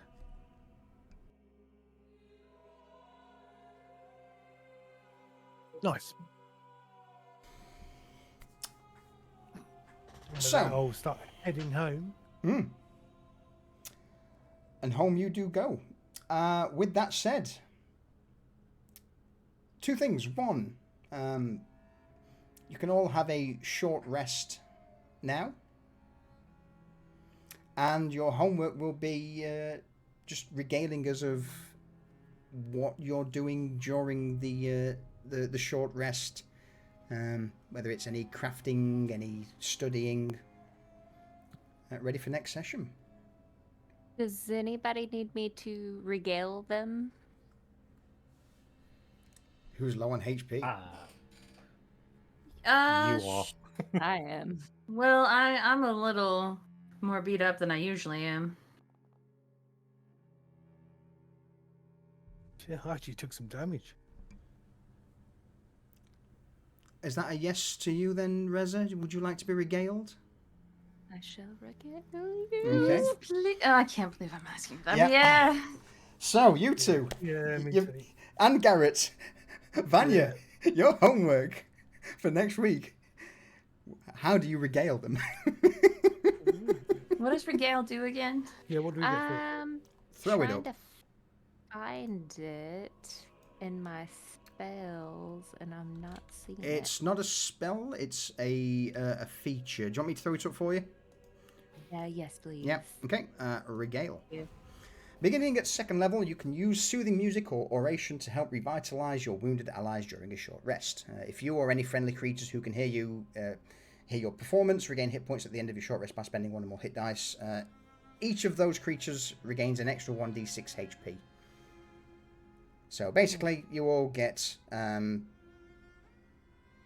you'll get an extra 1d6 hit points. I'm not going to ask for a performance roll because you're going to RP it out, and I will take RP over a roll every day of the week. Do I get to regale myself too? If you find it revitalizing, then sure, why not? Everything Such a that she says fickle creature, revitalizes she her. amuses herself. So yes, you've got to give a revitalizing speech next week when we're back. Fine. Yes. So yeah, it seems next week when we're back is going to be the next day when you have a meeting with House Pescu in the Magister District.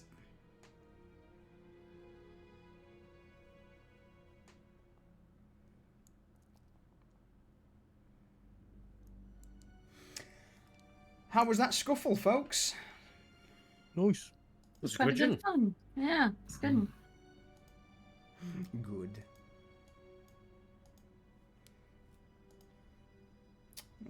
Any closing words? Anything anyone wishes to say before we end it out for the week?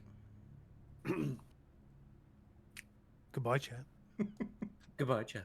Goodbye, chat. Goodbye. And see you next time on Pariahs. Thank you very much, everyone, for joining us today for episode 8 of season 2. I'm going to flick us over to the ending screen. Ta-da! And hopefully we will try and find someone to raid. I'm glad you enjoyed it, Yeti. I'm glad. It was a creature made of the flesh of the poor Doctore. He was transformed into this horrific fleshy mass.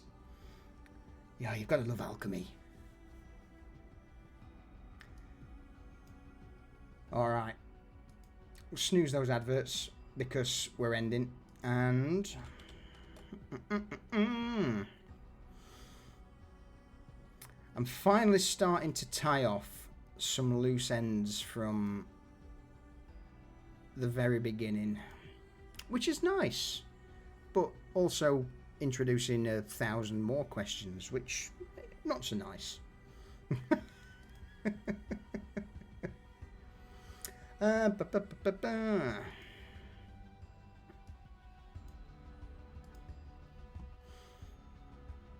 It's all good fun.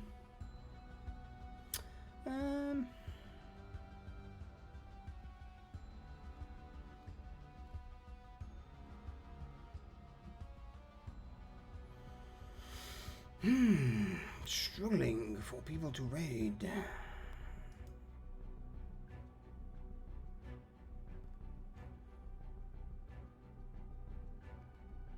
Let's go with...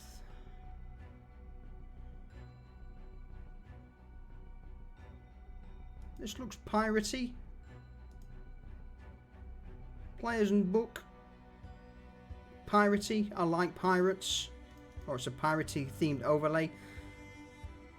They're on episode 13 of their D&D. So, sure, why not? Let's come over there and see what they're all up to.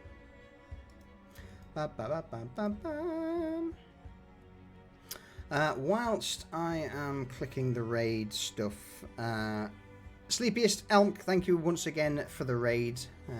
I appreciate it. I hope those who came in had a good time. And Thalmir, thank you for the follow.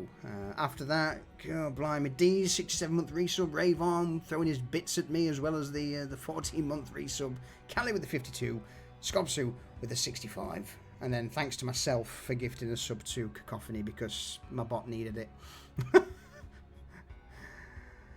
Alright. Raid.